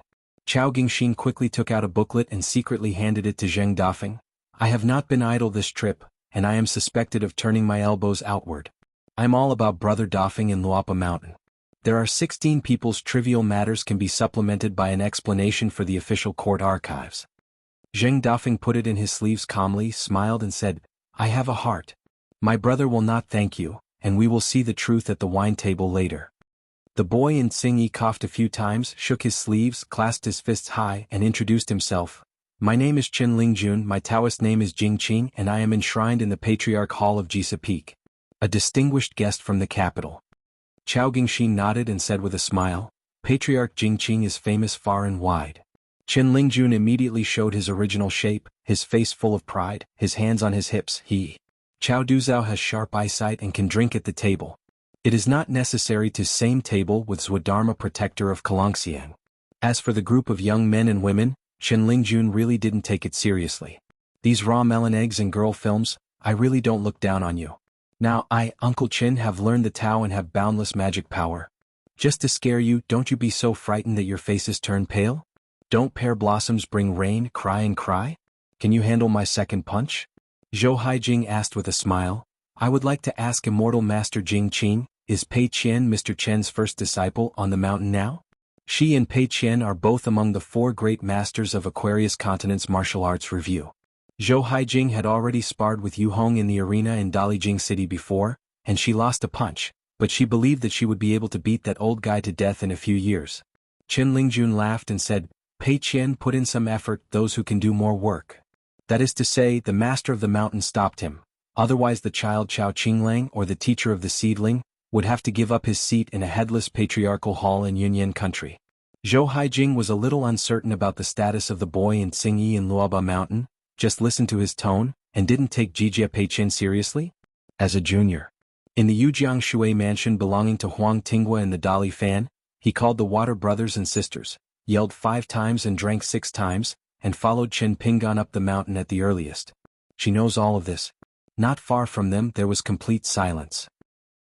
These 16 people have different backgrounds, family education and teacher biography, each with their own thoughts, each bearing the hopes of their families and sects, or their own expectations for themselves. But they are invariably curious, longing, nervous, apprehensive and fascinated. It's just because I'm going to see that desolate mountain with my own eyes soon, and see the legendary Chen Pingan up close. The founder of Luapa Mountain in Dali Chuzhou, the master of Qingping sword sect in Tonggishao. The last hermit official of the Great Wall of Sword Qi, the closed disciple of Wensheng's lineage, the junior brother of Dali Guosher Xiuhu Chui Chan, the Taoist companion of Ningyao, the culprit who killed the first disciple of the great ancestor of the wild, and the head of the city of Toyue Mountain with his sword, the person who engraved the characters, the martial artist who fought against Chao Ci at the end of the battle, and the person who joined forces with Lu Xianyang to challenge Xingyang Mountain. Not to mention the protagonist, Qin Pingan, in a certain book of landscape travel notes, etc. There are so many identities and titles and so many deeds and feats, they can't be counted with one hand. Zhou Haijing smiled charmingly, helped many children, and asked a key question. Qin Shanzhu is a noble person who forgets things too much? Why didn't you take time out of your busy schedule to meet us? Zheng Dafeng said casually, don't talk about meeting our Lord Qin Shan. These 16 people may not even go up Luapa Mountain once in the next few years. Zhou Haijing has always been unscrupulous in his words, pretending to be surprised. Wow, I have seen it, is this the so-called shop bully? Zheng Dafeng glanced at Chao Gingxin, the younger sister and daughter-in-law always talk so smugly you don't care. Also a strict wife? Chao Gingxin smiled, pretending to be stupid. Zheng Dafeng's gaze was like throwing a bowl at Chao Gingxin. Absolutely not. Yuan Huajing reminded with his heart, Zhou Haijing, please pay attention to your identity. Firstly, there were 12 monks from the earthly branch of Dali, nominally under the jurisdiction of Chao Gingxin, but everyone knew the truth. To put it simply, Chao Gingxin is at most managing affairs, but Qin Ping can manage people or both people and things, it just depends on whether Qin Ping is willing to manage. Furthermore, don't you know that Qin Pingan is now the Great Guosher? If Qin Pingan and His Majesty the Emperor hadn't done it deliberately, the news would have been known across the continent. Afterwards, Zheng Dafeng led the way and led the group of distinguished guests from the capital to Luapa Mountain on foot. That Qin Lingjun, who really regarded himself as the patriarch of Jingqing, raised his tail up to the sky, but he performed a technique of spreading clouds and spreading rain, driving a white cloud and slowly floating in the air. The 16 people felt different emotions when they saw the scene of the fairy house. They don't know much about this old immortal of the Yuanying realm, who has the same surname as the young Yingguan. They only know that Patriarch Jingqing looks old and true, likes quiet and doesn't want to go out. Most of them are the kind of people who don't care about the world. He is a Taoist who is willing to live in a secluded mountain and practice Taoism, and only wants to prove immortality. Therefore, the only time he appeared in the outside world was when he visited Jingyang Mountain. Yunshan Yeo Shinjun has an irreversible relationship. Others go up the mountain to practice Taoism, but the little boy in Tsingyi really just goes up the mountain when he goes up the mountain. Walking on the Nyojiao crossing the mountain road, Zhou Haijing suddenly asked a question about Zheng Dafeng. Obviously he is a worldly expert with a unique heart, so why pretend to be a villain and annoy others? What's the point? She has seen more than 100 names like Zheng Dafeng, the mountain gods who dance high in the clouds and mists of space, some chi trainers who like to pretend to be profound, approachable martial arts masters, and people in the world who pretend to be informal but are actually running around like dogs. It is still rare for someone who seems to be afraid that others will regard him as an expert. Chao Gung thought for a while and replied seriously, people who know themselves too well are more rootless duckweeds, they flow with the water and before entering the sea they just want to say a few more words with the shore because they are afraid of being remembered too much, but afraid of being forgotten too soon. Zhou Haijing asked casually, why didn't the Dali court increase the proportion of Qi practitioners among officials? Except for the Great Li Song clan, every country in the continent wanted to have more Qi trainers in their temples. No matter whether they served as civil servants or generals, or worshipped guests, they all wished for it. Chao Gingxin said casually, the rotten air is like a steamer, and it is easy to dissuade the vigorous vitality. Zhou Haijing took a deep look at this drunkard Chao, who was recognized as squatting in a latrine without shitting, but was able to make steady progress in his official career. He was young and quite insightful. Zheng Dafeng deliberately didn't look at the flirtatious glances of Lang Yuking's concubine over there. It's disgusting. And a little sad. When will the hard days come to an end? The drought will die and the flood will die. An old man in a green shirt, long coat and cloth shoes waited early at the gate of the vassals jumping Fish Mountain. There was also a white-haired boy standing there with a festive look on his face, holding a pen in one hand and a booklet in the other, eager to try. It's gone. This time, 16 of them came in one breath. All of them were Qi practitioners under the Earth Immortals, and warriors under the 3 realms of refining gods. There are happy events every year, especially today. Beside the old cook stood Sun Yuanji, who really didn't want to stand here. Sun Yuanji looked embarrassed and said, Mr. Zhu, can I really teach boxing to others? Zhu Lian laughed and said, you are one of the 2 candidates appointed by the Mountain Master to teach boxing. You don't have to doubt the Mountain Master's vision of people. Sun Yuanji had never doubted Qin Shan's vision from the first time she saw it back then, and she firmly believed in it. It was not until later that Sun Yuanji gradually changed his mind. Mr. Zhu, is this a pun? Not only to say that Qin Shanzhu didn't misjudge himself, but also implying that he didn't misjudge Qin Shanzhu? Zhu Lian couldn't help laughing and didn't say much. The reason is to be afraid of and the most fearful of things, the world is afraid of misunderstanding. But Sun Yuanji misunderstood Qin Shanzhu. Zhu Lian didn't think there was anything bad about it, on the contrary, it was a kind of beauty unique to Luoluo Mountain. The majestic owner of the Lost Mountain, walking on the mountain path of his own sight, passed by the female martial artist who kept walking. One felt that the other party deliberately ignored him, and there must be 300 taels of silver here. If I just look at my fellow martial arts a few times, I will be suspected of being a disciple, but if I don't look halfway, I feel guilty. Whether I look at it or not is it wrong? Xuanhuan asked curiously. Even if the master of the mountain has a lot of work and cannot get away, wouldn't it be better to have Pei Qian teach boxing? It's because Tongyi's Hao is digging dadu and she can't do without her? Zhu Lian shook his head and said, Pei Qian is only suitable for learning boxing, not for teaching others. Why? Pei Qian himself. Xuanhuan was confused. Zhu Lian patiently explained, Pei Qian's fists are her own. Because Pei Qian's boxing techniques are all unique to her. Who knows, even after repeated observations the other party can't catch it and can't learn it. Pei Qian's boxing skills are all inward. The reason why our mountain master is Pei Qian's master is that he can both inward and inward. You can also distract yourself, so as long as the mountain master himself is willing, he can let the onlookers and boxing learners be clearly organized, vivid and clear at a glance. Xuanhuan was a little sad. It seems that I can't match a talent after all the hard work in learning martial arts and boxing. Zhu Lian smiled and said, Don't compare your talent with Pei Qian, it's very boring. In this regard, there are only a few people in the world except for Lin Jiangxian, Pei Bei and Chao Ci, even our mountain lord. They didn't dare to ask Pei Qian casually. Do you think that when Pei Qian was a child he went to the Great Wall of Sword Qi and used such lame excuses as sleepwalking to get the mountain master? To tell you the truth, the mountain master was in the bamboo forest back then. On the second floor of the building I once wanted to use Tongjing to teach boxing to Pei Qian, but the result was similar to yours, and I fell to the ground after being hit by one blow. Xuanhuan held back her laughter. This was the first time she had heard of such a thing. She asked cautiously, Why doesn't Master Qin Shan let Mr. Zhu teach boxing? Zhu Lian smiled and said, It's a coincidence, I have already made an appointment with the mountain master to fight, and the two parties agreed that we will have a fight in the capital of Nanyuan Kingdom this year when the snow is falling heavily. Before that, I have to think carefully how to fight. It's a good loss. Wearing a snow-white robe with a slender figure, he always smiles when he sees everyone. It is because Zhang Lu has a long life. She is half a head taller than Xuanhuan. Some people think that Luobashan Zhang Lu is very gentle and charming, but others think it is eerie and very intrusive. I don't know who selected the 4 giants of Lost Mountain. The chief steward, Zhu Lian, is in charge of Changshu, and Wei Wenlong of the Spring Mansion is the chief worshipper of Zhou Fei. Since going up the mountain so far, Changshu seems to have never blushed with anyone. Chang Ming smiled and said, The Lord of the Mountain didn't show up this time. Do these children have some thoughts in their hearts? A novel app that has been running stably for many years, comparable to the old version of the book-chasing artifact, the source-changing app used by old bookworms Xuanhuan app. Or Zhu Lian smiled and said, Not really. In the current Dali dynasty, there are countless people who want to go to Luapa Mountain even if they sharpen their heads. The court's Ministry of Punishment is very careful about the selection of candidates, and they will not be so stupid get a few narrow-minded children to send to us. Although half of them are related households who come from the aristocratic family of the Dali Mansion and the Immortal Mansion on the mountain, their identities are nothing.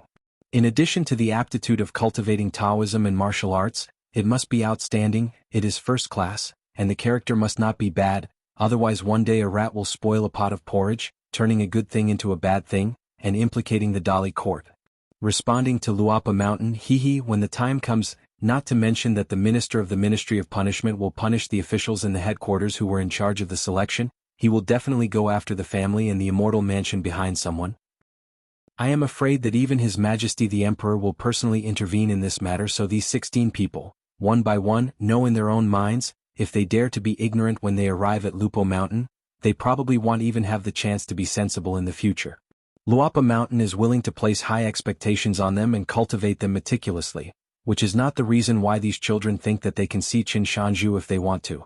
Wei Bo, with a golden ring in his ear, appeared at the foot of the mountain out of thin air. Zhu Lian smiled and said, Why is the night tourist god coming to join in the fun? So I'm not afraid that the show will be too big and it will scare the fledgling children. Wei Bo was too lazy to answer. This new title, in Luaba Mountain, is the most joyful name of the little boy in Tsingyi. Who dares to disrespectfully call Wei Shanjun, Brother Wei, he will be impatient with others, and will not give up until he corrects the other party. When Qin Pingan returned to Luapa Mountain, someone would back him up, and Qin Lingjun was on Wei Ba's side, so it would be amazing, amazing. It has been a long time since Wei Bo wanted to deal with Chen Lingjun.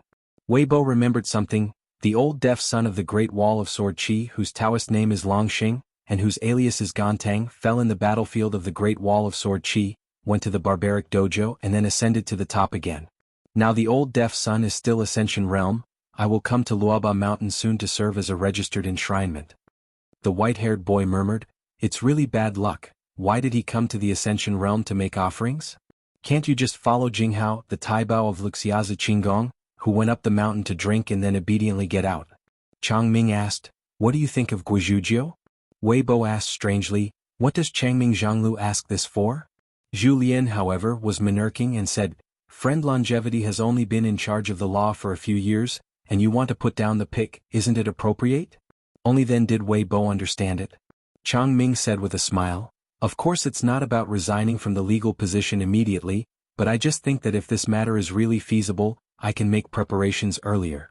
Changming actually had an idea in his heart for the next candidate for Luopa Mountain's palm law, that is, Guizhuzhou, the disciple of the mountain master who came from the Great Wall of Sword Qi and had entered the Summer Palace.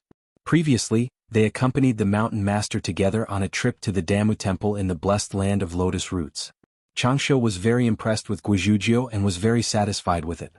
Guizhuzhou is the hard hand of the same senior sister Pei Qian. The white-haired boy took the ermine hat girl and worshipped Guizhuzhou as the leader together. These things seem to be jokes, but in fact, it is not that simple if you look deeper. A liuxia boat was approaching the border of Chuzhou. Qin Pingan called Pu Lu and Guan Piping Shinko. They sat down in the house and said straight to the point, "You will soon follow Guken to Fuyazu to establish a sect and become a brand new sect. For a long time, being admired by people inside and outside the mountain is not an easy task. Don't get used to it after a long time. Farewell is imminent and ugly words come first. I can send you in and I can drag you out. When the time comes, Guken won't be able to stop him even if he wants to, and he might not be able to stop him either." The two of them were silent like cicadas, and the nascent soul realm old woman whose real name was Su Fu was trembling, and bravely broke the silence. "We will follow Mr. Chen's instruction. They are all top-notch people. If you want to talk about the relationship between Guken and Qin Pingan, what is the friendship? There is no need to say a word, they have all seen it with their own eyes." Qin Pingan really wanted to deal with them, so he didn't need to speak, and when they met, he gave Gu Zongzhu his eyes, and Guken would definitely kill them without saying a word. The master of a sect does not need to report to the Zhongtu Confucian Temple to clean up the sect in his own territory. Shenku suffered the most from Qin Jiangxian's hands. In those dismal years, like ghosts hitting a wall, how could he be so miserable that he could pass it off with a sentence? Now that the old woman Pu Lu had taken the opportunity, the old master immediately stood up, clasped his fists and said in a deep voice, "Qin Jianxian, Shinku has now come to his senses and changed his past. If it wasn't for the love of Qin Jianxian, he was lucky enough to follow Gu Zongzhu and make a fortune.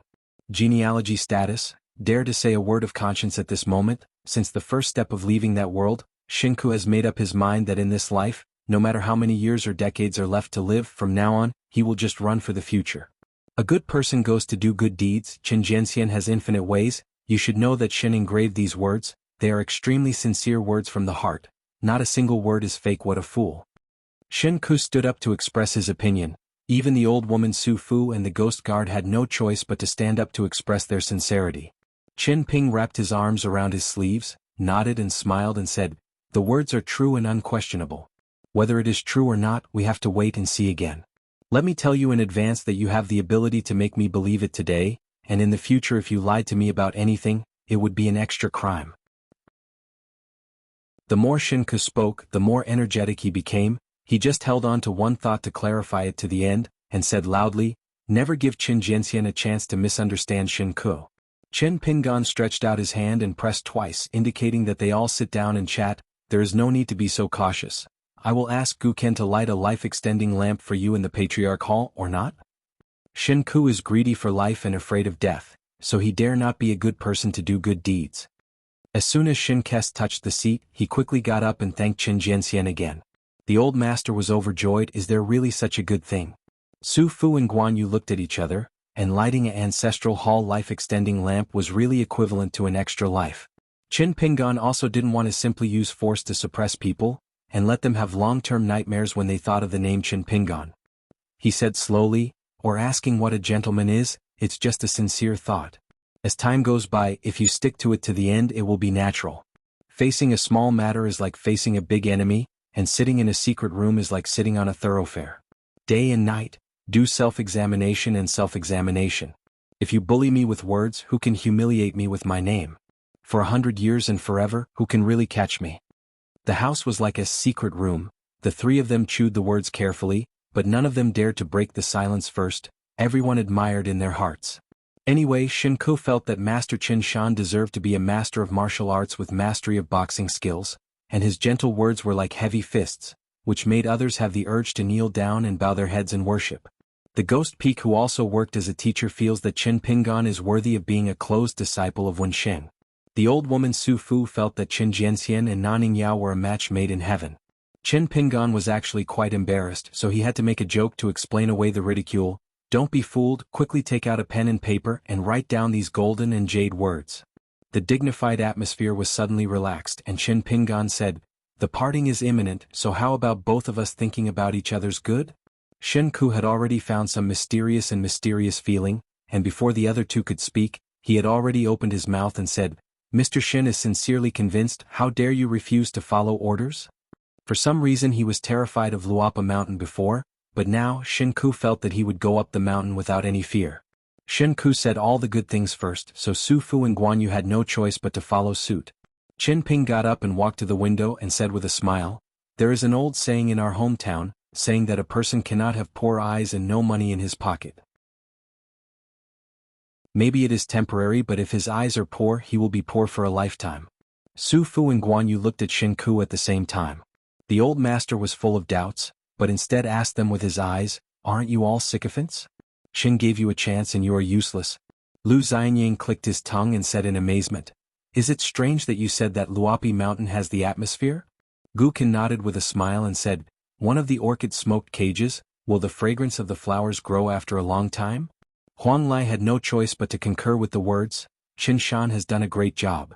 When we arrived at Nujiadu, we were close to Luoluo Mountain. There is nothing to do today. Even if you don't make money, it is still valuable. It's another safe day, little fairy. The group of 16 people who climbed up to Jumping Fish Mountain instead of Luapi Mountain, because they saw the Patriarch of Law at the foot of the mountain with the Taoist name Changsho, they felt lost and became smaller. Even if the righteous master still didn't show up, after all, Luopishan didn't regard them as dispensable, as a completely negligible existence. But they didn't know that Qin Pingan was actually sitting on the top of the steps on the Jumping Fish Mountain Road at that time. Not only that, but also Lu Jianxian and the madman Gu Kan. It's just a cover-up so they don't see it. Lu Xianyang wanted to sit in the middle, but Gu Kan refused, so Lu Xianyang moved his seat, but Gu Kan followed suit. Lu Xianyang was angry and asked his elder brother to show off a little. What's wrong?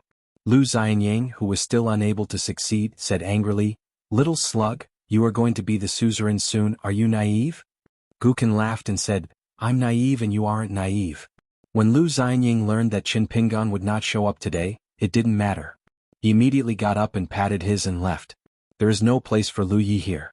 Lu Zongzhu first went to the Longshu River near the blacksmith's shop. Familiar with the way, I put a duck under the armpit on both sides, and went back to my own mountain to stew bamboo shoots and dried duck. It's a pity that it can't be regarded as an old duck pot, and it's a little bit behind the year. Qin Pingan and Gu Kan returned to Jiling Peak. The young hermit officials were polite, and Jing Qingjia was even more polite, which made Qin Pingan a little puzzled. It was actually the first time that Gu Kan and this Jingqiqing female fairy named Xuanhu met, and it was easy to arrange. Lu Yuzhou was the deputy suzerain, and Jing Qingjia was a god of wealth who did not live up to his name. Pei Qian had no choice but to use the 3-mountain talisman again, leaving Yulin Ferry in Tonggishao, and arrived at the Lotus Root blessed land. Pei Qian first went to the Xinxiang Temple in the capital city of Nanyuan. Martial luck came surging and was broken up again by Pei Qian with his fists, and martial luck rained down on the blessed world. On a strange mountaintop, Pei Qian replaced Qin Pingan as the highest position. Except for the first level of Wufu, who has just stepped into the first step of martial arts, from the second level to the mountaintop level, there are a total of 8 levels, and there are 8 positions on the top of the mountain. In addition, there are 3 levels of ending, full of vigor, return to the truth, and divine arrival. So a total of 11 positions. For tens of thousands of years, every talented martial artist has competed with his contemporaries, climbed to the next level with the strongest certain level of each current, and can get a gift of martial arts from the world in their respective worlds. But for a full 10,000 years, there have been countless warriors in the world, and the number of warriors who have entered the next realm with the word strongest is not small, but those who can come here and stand for a while, especially those who cannot give up their seats, without exception he is a genius among martial arts geniuses. In less than 200 years, most of the old faces on the top of the mountain were quickly replaced. Qingming Tianxia Lin Jiangxian, this Yashan forest master, is now the well-deserved #1 martial artist in the world. When this sword chi great wall priest whose real name is Yanghua, he came here once before with his true self and sincerity. The female martial god of the Daduan dynasty Hauran Pei Bei, the #1 martial artist in the world, has a place on the top of the mountain. As Pei Bai's direct disciple, Chao Ci, dressed in white, occupies 4 positions here alone. Chen Pingan had also been here before, but he was squeezed out by his own founder disciple within a few days. So here and now there are 2 Pei Chen of different ages. First, there is a little black charcoal girl who is eccentric and spirited. Then there is a young woman with a bun. Pei Chen failed to see the master here, so she stood silently on the top of the mountain and waited for a long time, but found that her mind still hadn't returned to the original place, so she walked down the mountain silently, not bothering to talk nonsense to that existence. The weird existence who made an exception for Pei Chen once again, walked beside her, smiled and said, "Yes, I showed up sooner than I expected." Pei Chen was already in a bad mood, but remembering that master had been punched halfway, she endured it again and again, so she didn't say a word that it's none of your business. The first ancestor of the military family who opened up a martial art for the world with his fists 10,000 years ago, said with a smile, "Isn't it possible to hold grudges for that flimsy half-fist until now?" Pei Chen really endured and endured, but he couldn't bear it after all, but he didn't forget to say the word senior first and then say, "Why do you have such a bad mouth? I feel that I climbed the mountain last time and then went down the mountain, and my words and deeds were not polite.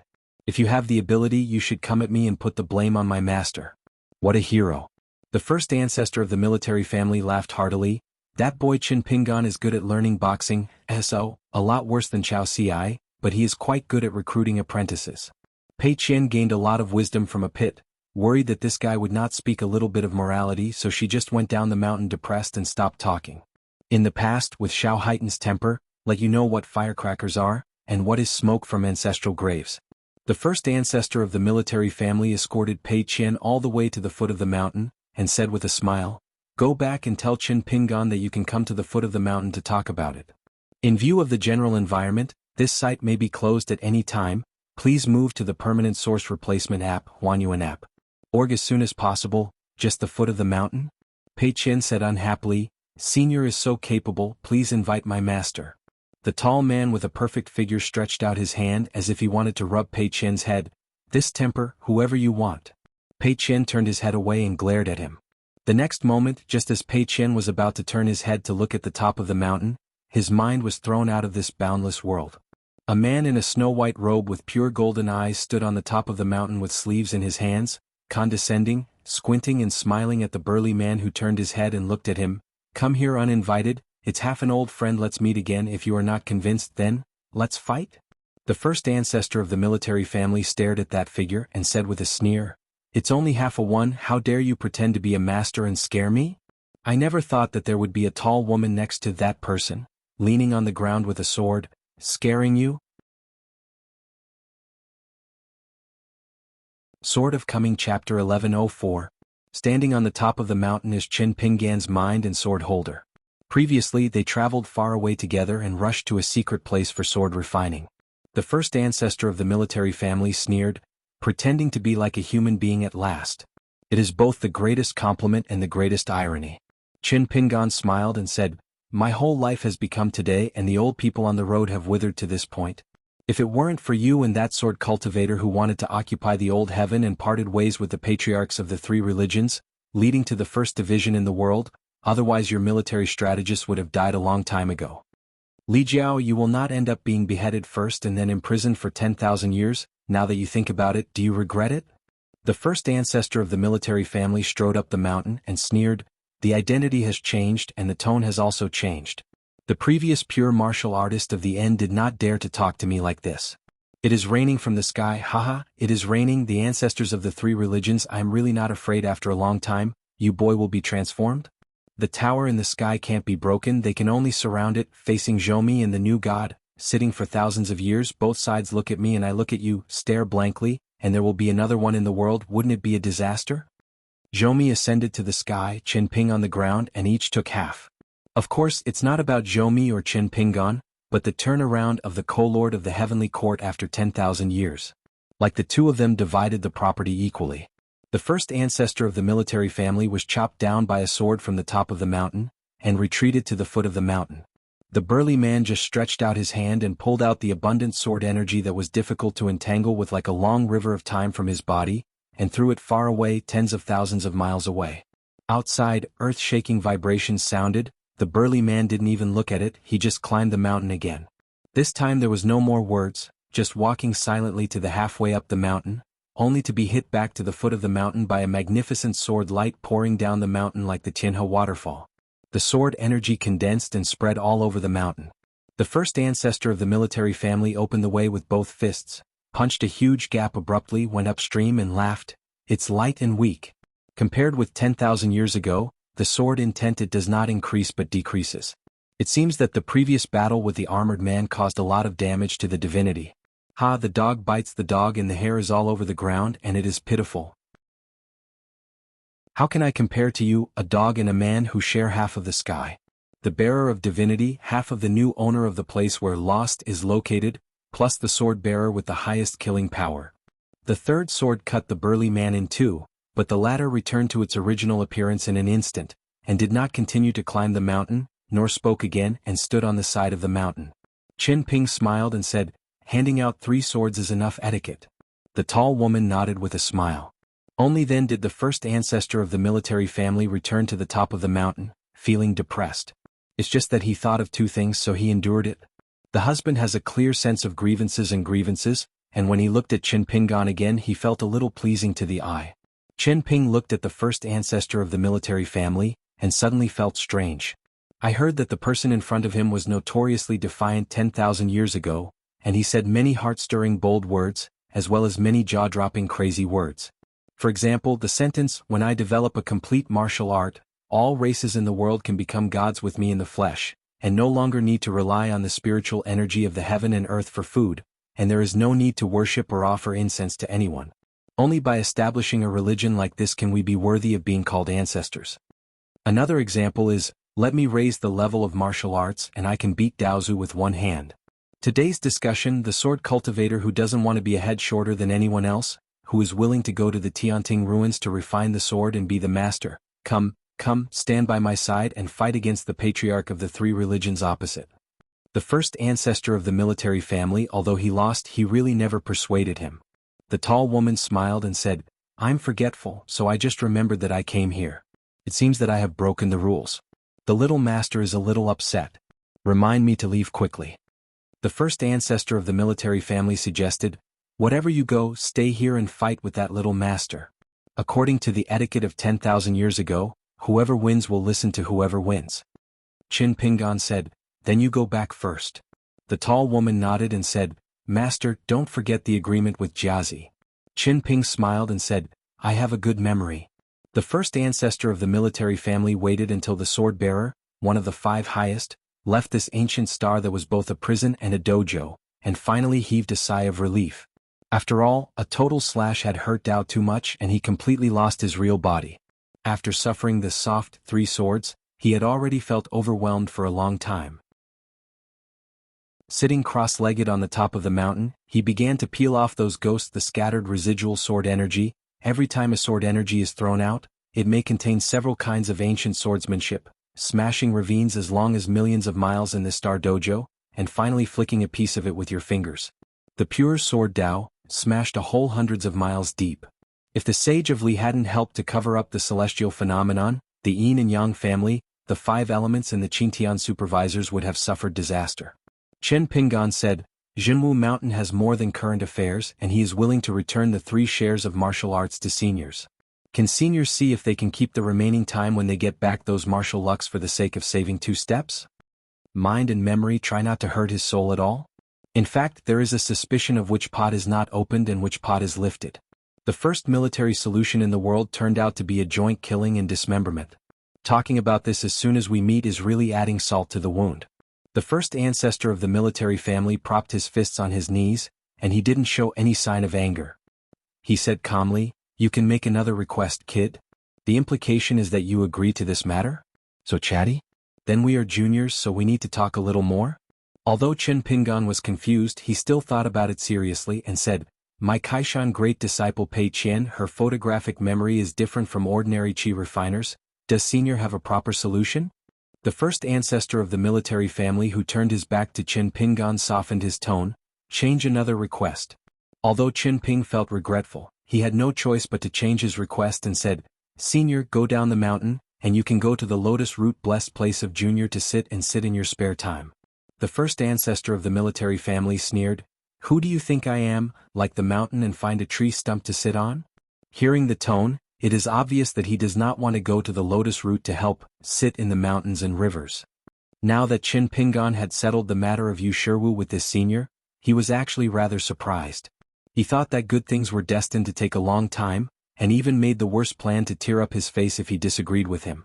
Now that he had achieved his goal, Qin Pingan, you will no longer push your boundaries. Take it when you see it. Unexpectedly, the first ancestor of the military family didn't intend to let Qin Pingan go immediately. He came and left whenever he wanted. What kind of place is this place? A toilet with corn clothes? It didn't matter to Qin Pingan as long as he came, he would be at ease, and he simply started to observe the 11 warriors standing on the top of this mountain. Qin Pingan, who was squeezed out of the 10th realm by his big disciple and no longer under the lights, was not surprised at all. He said that he had no regrets in his heart, but he was deceiving himself and others, but he was more happy in the end. But how could Qin Pingan, who was wearing a red robe from the 9 realms, be squeezed out?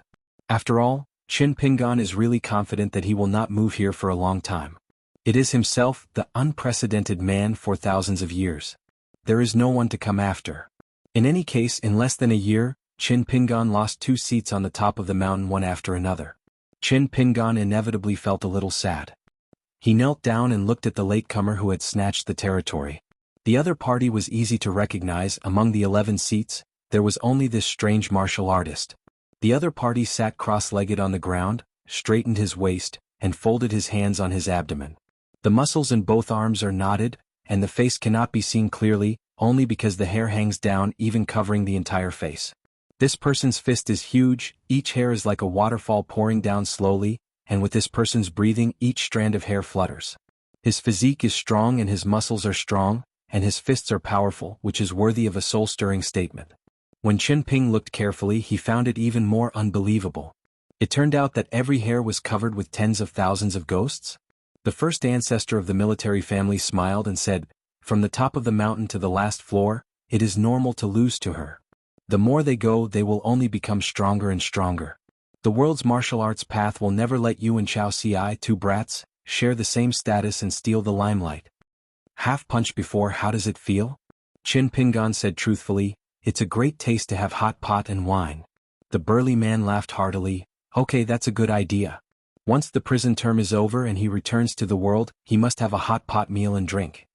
Qin Pingan asked tentatively, "As long as the seniors don't mind, why don't the juniors go back to the mountain and prepare hot pot and drinks, come here in real body and have a good meal?" The first ancestor of the military family said, "As long as there is a little advantage to take advantage of, you really won't be left behind. Those who follow you can learn well." Qin Ping was surprised. Why this time, when the 2 sides reunited on the top of the mountain, there was always an inexplicable meaning in the words of the first ancestor of the military family? "What is the atmosphere of my Luo Bashan? What qualifications do you have to point fingers?" The burly man said, "In the next 100 years, there will be a lot of 14th level monks. I don't know how many will be left in the next 1,000 years. Qin Pingan nodded. Each one will go forward according to his ability. In the end, whether it will bloom or bear fruit, the future depends on his ability. Bearing the real name of the monster clan, and then joining half of the Great Wall of Sword Qi. In fact, Qin Pingan's fairy robe can be called Fengzhen. As a result, the battle with Ma Xuanhuan resulted in the shattering of the magic robe, and on the other side of the wild world, there were a few fish that slipped through the net. The next moment, Qin Pingan's mind returned to his real body, and he was in a mansion at the foot of Fuyao, where he could lean on the railing and overlook the jumping fish mountain. On the top of the mountain, the burly man stood up, and when he came to a place he had to squat down and lower his head to meet his eyes. That charcoal-like little girl, with her arms folded around her chest and her head tilted, seemed to be very puzzled. Could it be that this stupid big guy is just bragging at my master's side and doesn't write drafts? In fact, he can't eat spicy food or drink wine, but the thought of eating hot pot and drinking old wine can't bear it? Ha, you're a big guy, you're a piece of trash, and you're 108,000 miles behind my master. The burly man with gentle eyes wanted to reach out and rub her little head, but the little girl glared angrily at me and said, "Don't take me off." The man who once took the place of the first Taoist priest in the world and continued to ascend to the sky covered his face with trembling palms. Julien, the patriarch of Lupo Mountain, has a long life, and the emperor of Beiwei. Their appearance together was scary enough for the 16 people. In particular, the arrival of Beiwei Yeo Shinjun was both unexpected and reasonable. In Jumping Fish Mountain, the 8 martial arts practitioners lived separately from the 8 monks. When they arrived on the mountain, Julien led them to find their respective residences. The house was clean and tidy, nothing more, neither rich nor immortal. The patriarch in charge of the law didn't say any rules or taboos, just let them abide by their duties and feel free to do so. As for how to calculate duty and what is randomness, there is no explanation. The 2 masters, Zheng Juzhong and Sun Yuanji, who were in charge of teaching boxing to the 8 people, lived in the mountains. At first, Master Zheng wanted to be neighbors with Master Sun but failed. And this guy who didn't look like a master at all, he told them with certainty that he was one of the few martial arts masters in our Aquarius continent, he was very talented in boxing training, and he was a master at teaching boxing. You must cherish it. On the other hand, the woman who was obviously more of a master, told them straight to the point that she had mediocre aptitude and was not good at learning martial arts. If anyone felt that she had been misunderstood as a disciple, they could switch to another person to teach boxing. But the other 8 preachers still didn't show up. Luapa Mountain didn't say anything and they didn't dare to ask. It is most difficult to speculate with common sense for the immortal family to save people. It depends on everything such as talent, character, chance, acquired habits, etc. According to the Taoism learned before, each of them should practice silently to refine qi. Earlier on that ferry, several young girls and boys made an appointment to go to the entrance of Luapa Mountain when they had free time, but now they were beating drums in their hearts, not daring to think about it. I'm afraid that if you jump into the fish mountain you will be caught straight and you can pack up your bags and go home. Between Qiaoyu Mountain and Luapa Mountain, there is a Fuyao Foot which is said to belong to the mountain. When the weather is clear you can vaguely see the scenery of Fuyao Foot. If you are lucky you can also see the cloud-shrouded Jisei Peak. The Patriarch Hall of Luapa Mountain was built there. The more unrealistic it is, the more curious people will be. I am looking forward to the next meeting of the Patriarch Hall, and I will take a few glimpses of those immortals riding the wind and swords like rainbows from a distance. In just a few days of hard work, the 8 people's impressions of the 2 boxing masters have been greatly changed. The one surnamed Zheng is a fool and has no professional skills, but he is really capable. On the contrary, it was the female master surnamed Xian. If she didn't deliberately hide her clumsiness and didn't want to teach the truth, she would be an embroidered pillow. Zheng Dafeng was grinning, deliberately didn't say anything, but deliberately added fuel to the flames, and taught those 8 martial arts geniuses with their eyes above their heads a few good punches. It's not a good piece of material, and the Dali court didn't dare to send it here to waste the precious time of Master Qinshan's cultivation. It's all fist-like and it has been secretly inspected by Qin Tianjian, and it does have martial arts. If not, it is estimated that the Dali court would not dare to send the next batch of carefully selected sword cultivator embryos to the Luapa Mountain. Every time Sun Yuanji taught boxing when she was alone in the martial arts field, she always pursed her lips subconsciously.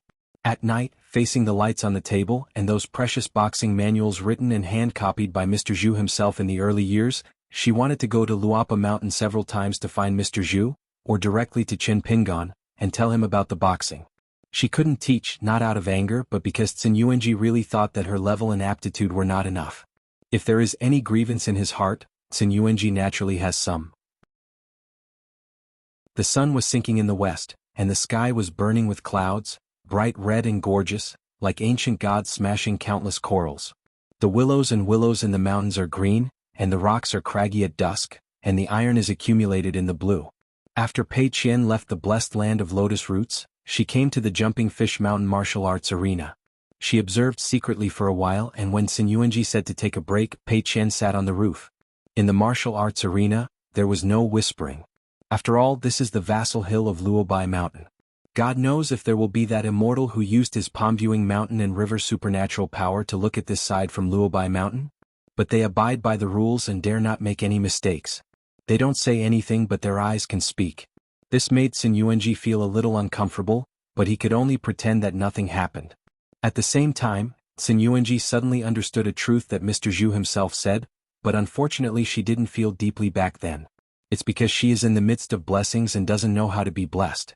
It turns out that in the past, no one took the realm seriously when going up and down Luopa Mountain. It was true not only in the eyes but also in the heart. Xuanhuan heard someone calling Sister Xian.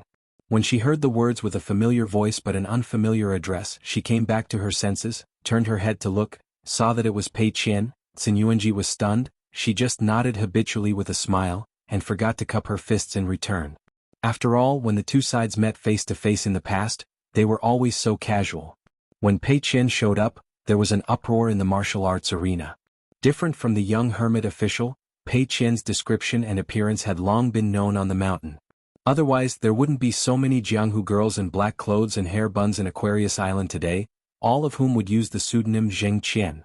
Pei Qian, Grandmaster Pei.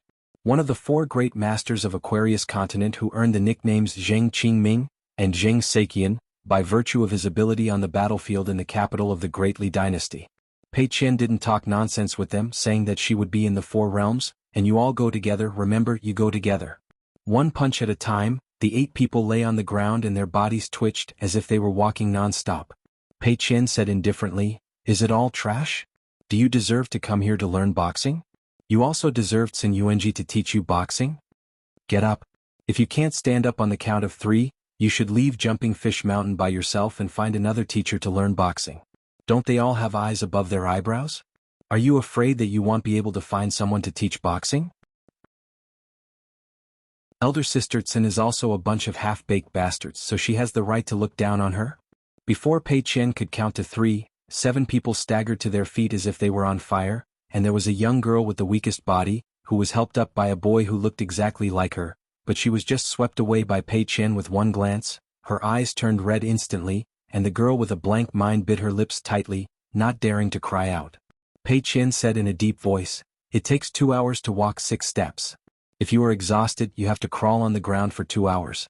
If you can't do it, pack your luggage and go to the foot of the mountain to make a bed." Zheng Dafeng squatted in the distance, secretly gloating.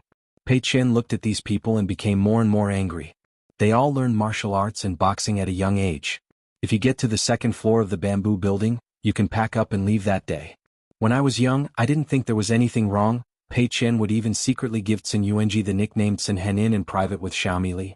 When Pei Qian grows up and reaches a higher level, he knows that Xuanhuan's difficulty is not because Xuanhuan is not easy for her to practice boxing, but that Xuanhuan's boxing is not easy. Pei Qian now treats Xuanhuan with no mercy at all. It's a pure warrior's respect for another pure warrior. Zheng Dafeng said with a playful smile, "Pei Qian, how to teach boxing is mainly up to me and Xuanhuan. If you are willing to come and give advice, it is of course no problem, but it is up to the 8 of them to stay. It doesn't count if you said it." Pei Qian said sullenly, "Understood. It was she who broke the rules." Zheng Dafeng laughed and said, "Don't hold grudges on the small account book, let alone sue the mountain master secretly." Pei Qian turned around and rolled his eyes. Zheng Dafeng stood up and patted his buttocks. "See, do you still say I'm bragging? In the early years I often pointed out Grandmaster Pei's punches. Otherwise, can she listen to your Master Zheng's persuasion today? Besides, Grandmaster Pei and you, when Master Tsin was sparring, you were still wearing crotch pants. Each of you was not good at boxing, but your spirit was too high. Either you were thinking of having a serious discussion with Master Pei in the future, or you were thinking of having a chance to fight with Qinshan. The Lord has a few face-to-face chats, what a fart. My lords, my daughters, don't just stand still, hurry up and get on your feet." Pei Qian walked up to Xuanhuan, hesitated for a moment, and felt that he still couldn't vomit. "Sister Tsin, why should you underestimate yourself? Have you worked hard to practice boxing, keep walking millions of stakes, and pursue me? The realm of throwing fists and no one in front of you is just talking about asking people about boxing. After learning boxing, teaching others how to learn boxing. Of course it will only be more important, shouldn't it be this reason?" Xuanhuan looked at Pei Qian's clear eyes and still pursed her lips, but she gradually raised the corners of her mouth, nodded and said, Xiao Haitan can speak the truth now. Pei Qian scratched his head in embarrassment as if he had broken his skills all of a sudden. Sure enough, heroes are most afraid of meeting neighbors. The neighbors know too much about the embarrassing things about youth and bad habits.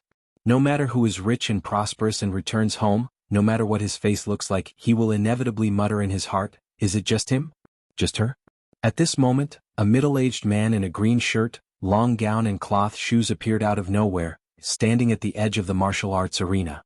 Just appearing there, the 8 children who were already guilty of a capital crime became more and more out of breath, and the simple 6-step walk was somewhat out of shape. The man in the green shirt smiled and said, "Learn boxing hard. In the future you must cherish learning boxing with Zheng Dafeng, and be serious about learning boxing with Xin Yuanji. If you can't do it, go down the mountain and go back and forth from wherever you came from." Just after saying this, Qin Ping took Pei Qian down the mountain. Pei Qian was a little embarrassed. Qin Pingan smiled and said, "Teaching is not bad, it will be better if I teach next time with a calm mind." Pei Qian nodded and said, "It's because I'm not patient. In fact, I was far worse than them back then. It makes no sense to lose my temper today. Master, after thinking about it, I might be angry at myself for being ignorant back then." Qin Pingan smiled and said, "You criticize yourself so much, how can Master beat your chestnuts?" Pei Qian grinned. The words were true and could not deceive Master. Qin Pingan is a little self-satisfied that Xin Yuanji she finally doesn't have to look at herself that way, even if she doesn't look like a prodigal, it's just you pretending to be good. It's really not easy. Pei Qian said, "Then I'm going back to Tongyi's house." Qin Ping smiled and said, "You can stay for a few more days. Tea picking is busy in the farming season, so the country school has a holiday." At that time, the Mongolian children were very happy, and the master thought it was really difficult to teach, but don't let some Mongolian children drop out of school as soon as the school starts. Previously at the Great Wall of Sword Qi, Qin Pingan passed on a 3-mountain talisman to the old deaf son, so that the new priest could go to Luapa Mountain. The old deaf child doesn't know the pros and cons, he just treats it as an ordinary mountaintop talisman. The magical effect is the magical effect, and he doesn't think it's too hot, but it's a pity that this talisman has the limit of using it 3 times, otherwise it will consume its own merits. Otherwise everyone in the world aren't the places in the green hills the dwelling places for those who hold talismans, so they are easy to escape. Xiego is aware of the roots of Mr. Sanshan Jiuho, and she deliberately does not tell the old deaf son this ordinary priest. After all, Zheng Qingjia did not wait for the Mr. Xiaoma, who was half the patriarch, and followed Gu Ken to a place called Yunyan country in Tongyi's house. She is mentally prepared. The old owner of the Ilua River, the great demon on the throne, is standing upright, and the women of the current Daquan dynasty enshrine Jing Xing. There is also Taoist Heiranan, who is lying sick every day on the 100,000 mountains. The entire Jinsui city has already been turned into emptiness by Mr. Zheng, and Mr. Zheng taught her a magic technique to turn emptiness into reality. Once Guken selects the address of the sect, Zheng Qingjia can take it out and take root.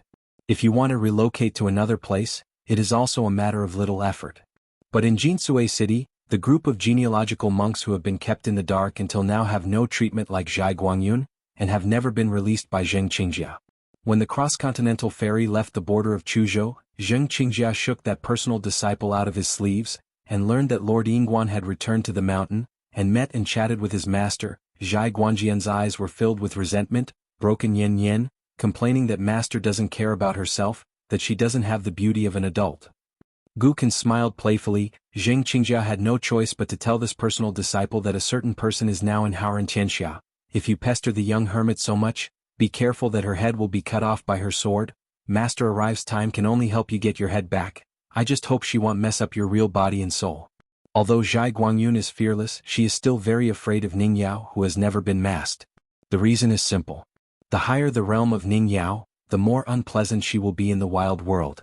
Oops, ascension level sword cultivator, that's amazing. What good is there for a woman whose man is just going out to drink more with friends and is about to close the door? The young hermit official is good at everything, but it is not good to be single-minded. If he learns from the previous hermit official Xiao Yun and betrays the Great Wall of Sword Qi, he will be happy. 165 days, change partners every day. Who doesn't know that the swordmaster of the wilderness co-lord is so outstanding now? And Zhou Qinggao, the close disciple of Wenhai, who is well known as Tianziho and Diziho, 2 hermit officials. The Liuxia boat slowed down intentionally or unintentionally, passing by the boundary of Shujian Lake, Huangli Island, Zhongsu, saw the young man in Confucian shirt at the bow. This old Yuanying monk, who was said to be the most like a genealogy monk in Shujian Lake, took the initiative to board the boat, and said he changed his mind and was willing to break away from the genealogy of the real world and seek refuge with Gukan. I never thought that Gukan would say that he had changed his mind. Even if you, Zhongsu, were willing to join my sect today, you would not be able to be the first leader of the sect. You have to start with the most common registered offering. Zhongsu's face was gloomy, but in the end he still didn't disembark. Instead, he cast a talisman with Huangli Island to let the group of disciples who were in his favor board the ship. Qin Pingan had previously told Jing Qingjia frankly that since he didn't know that Xuanhu Taoist would come to Haoran Xianxia, he made a deal with Tao Ting, who has now turned into a tender Taoist, and the latter gave Jinsui City refining Taoist Nen takes 10% of all the proceeds of the several secret methods of the robe, and the two parties settle the bill every jiazi. Zheng Qingjia didn't care about this at all, and only said that Lord Yin doesn't need to care about Jin Quiqing's opinion at all. The Jinquiqing weaving secrets that Senior Tao Ting mastered are already a bit outdated. Don't come up with a unique method, there is a new way, not to mention Haoran has Jiuzhou Jinquiqing's robes are sold well, and it is already the limit of Jinquiqing's output to be able to get the business share of 2 or 3 continents. It is always easy for smart people to deal with smart people. In the world, there are always gatherings and separations, and they need to go their separate ways. Chao Rong, the heavenly lord of the lineage of Baiyu Jingnan Huaqing, brought Zhao Fuyang back to Lingfei Palace, and he will not be named for the time being. Let him retreat in a deserted Taoist temple on the top of a mountain to contemplate his mistakes, and allow him to take his sins and practice, so as to make up for his mistakes. Chao Rong sent a decree to Zhao Fuyang. Whether he can become his direct successor depends on whether Zhao Fuyang can enter the nascent soul realm without taking the path of winding mountains. If he succeeds, he can become Chao Rong's direct disciple. He will be expelled from the mountain again, and he will be a Sanzano Shio until he dies. In addition, the black and thin girl named Ni Qing really got the Taoist name of Qingni, in the ancestral hall of Lingfei Palace with ethereal fairy spirit. She also became Chao Tianjin's direct disciple, and became a senior teacher and sister with the contemporary palace Lord Xianguan with the Taoist name Dong Ting. When dreams come true, people can't help but want to slap themselves in the face to make sure it's true or not. The girl still remembered that in the dark night, a young Taoist priest wearing a lotus crown said to her, "Fellow Taoist Qingni, you and the 2 of us can kill the 14th realm together." Fortunately, the Taoist priest who pretended to be gods and fooled around didn't forget to add an explanation to her. It's just 14 first-level Qi practitioners. How many people and things in the world were only ordinary at that time? Fortunately, she is considered to be a woman with half a fellow villager's friendship, and now she is also cultivating in Lingfei Palace, and occasionally comes here to disturb her practice. In fact, Ni Qing also knows what the other party is planning, but it doesn't matter, the mountain is so clean like the words, it seems that even the sound of the leaves falling can be heard clearly. It is always good to have someone to talk with and talk about hometown affairs. The woman's name is Yu Yiyo. She and Yu Rongyu, who are like sisters, were both the personal maids of Yu Chuanji, the master of Fenwan Palace. With Dan Dixian as his teacher, he has just become a genealogical monk registered in the Patriarch Hall of Lingfei Palace, and Yu Rongyu has also become a direct disciple of Xingzi, the Jingxian nunnery on the ancestral mountain of the Jinkei school. Yui is still happy for his good sisters, but also feels that he is luckier. After all, Jingxian Temple is one of the downhill sects of Lingfei Palace. It's just that the 2 women reunited in a foreign land, their seniority is a bit different now, and Yu Yiyo, who has not yet been conferred and has no Taoist title, has to call Ni Qing Patriarch Qingni. The mountain empress from Falling Yuan Mountain also went to the Yunshao dynasty, and was able to fill in the vacancy, and became a mountain empress appointed by the imperial court. Lu Mo, a woman warrior, went to the Baihua Lake because Chao Tianjun made a special trip for her with a vague decree, saying that there is a chance for her to take it there, not waiting when it is over. At a certain ruins of the Shuifu, Lu Mo met an old turtle who was reluctant to use it as a Taoist temple. He was a young monk, who spoke slowly but he had a catchphrase. What a bad temper. Ni Qing was always unable to connect the sword-carrying boy and the young Taoist priest with the young hermit official and by Yujingla's head teacher.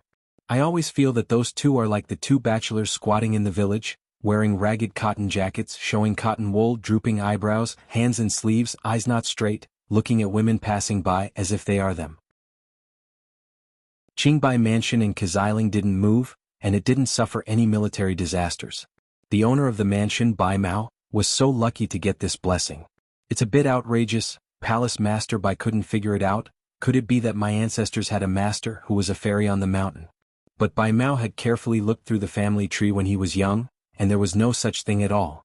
Bai Mao misses those two new friends very much. One likes to brag louder than the sky, and the other is probably forced to make a living and has to do some forced buying and selling. Now Bai Mao always thinks that at the well in the small town at the foot of Xuanhuan Mountain, he seems to have slapped the boy with the sword on the head.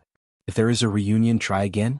Luapa Mountain did not wait for Xiego, who was wandering somewhere, but instead waited for Lao Def and Yu, the master and apprentice.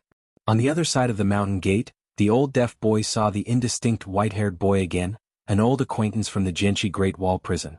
Because it was the first time for Yu to use the three-mountain talisman, her level was not high enough, and her body was not strong enough, so she became dizzy when she stood still and obediently vomited. The white-haired boy thought that the old deaf boy was just a passerby on his own mountain, but when he heard that the old deaf boy was going to be his family's enshrinement, he immediately became unhappy. The old deaf child also saw that the other party had almost written the word disgust on his face, and felt quite helpless. What was even more helpless was that the white-haired boy raised his chin, and the old deaf child, who was reminded, had no choice but to call grandpa. The old deaf child did not forget to speak from the heart. Before the old deaf boy became an official enshrinement, the white-haired boy began to wear small shoes for the other party. Wahaha, once the power is in his hands, he ordered Ling Xing. You, I don't need to introduce, I know very well. You old deaf boy, hurry up and report your name, Dao name, place of origin and realm of cultivation. The old deaf boy had to report his name Gontang, his Taoist name Longxing, the location of the Taoist place in the past, and so on. At that time, Qin Pingan left Xuanhuan Dashan. Without outsiders, the old blind man began to miss his beloved disciple. Before, the old blind man gave extra favors outside the law. Seeing that the running dog of Ascension Realm defended his beloved disciple Li Huai and didn't make a big mess, the old blind man casually used an excuse of no credit but hard work, and casually threw it to tender Taoist is an ancient book of Taoism, which is the first half of Lianshanju. Now Taoist Nen is excavating Dadu and Natanjaizu, nominally for the sake of the good relationship between Li Huai and Qin Pingan, and helping to move the mountain, but in fact it is a veritable alchemy to prove the Tao. Even if he is not stingy like a wild peach pavilion, he will occasionally feel a little bit uneasy about his conscience. Will he be too resourceful and plan too many hidden officials? As a result, the old man in yellow was patrolling in Dadu, trying to find out someone who was throwing talismans and delaying his mountain refining. In a trance, he was caught in Xuanhuan Dashan. Taoist Nen didn't know what he did wrong again. His Tao heart was no longer important, it was just a gall that might burst at any time. Used to it.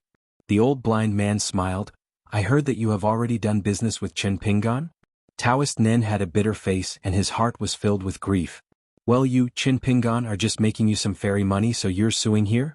If you want to grab money, just say it, why bother to talk about business? The old blind man said, give you face? Taoist Nen showed his real body and went to the ground, please stay. After waiting for a long time, but still not waiting for the old blind man's foot, the tender Taoist raised his head, somewhat puzzled. The old blind man took out a book of Taoism from his sleeve, threw it to Taoist Nen's mouth. Take it away.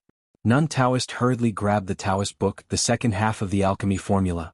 The old blind man said, if within 100 years you still can't get along with the Tao, and you can't compete with Zhu Yan, you can lie obediently in the Ascension Realm and enjoy the blessings for the rest of your life.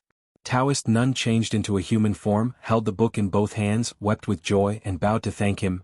Wild touting, thank you for your kindness in preaching. The old blind man was grateful for Touting's gratitude. He didn't take it seriously at all, he just told him to get out so as not to be an eyesore. When Taoist Nen returned to the bank of Dadu and Tongyi's Hao, when he came back to his senses, there were two words in his ears that couldn't get rid of. Now you are at the Ascension Realm and your vision is still narrow. You see me like a frog at the bottom of a well looking up at the moon.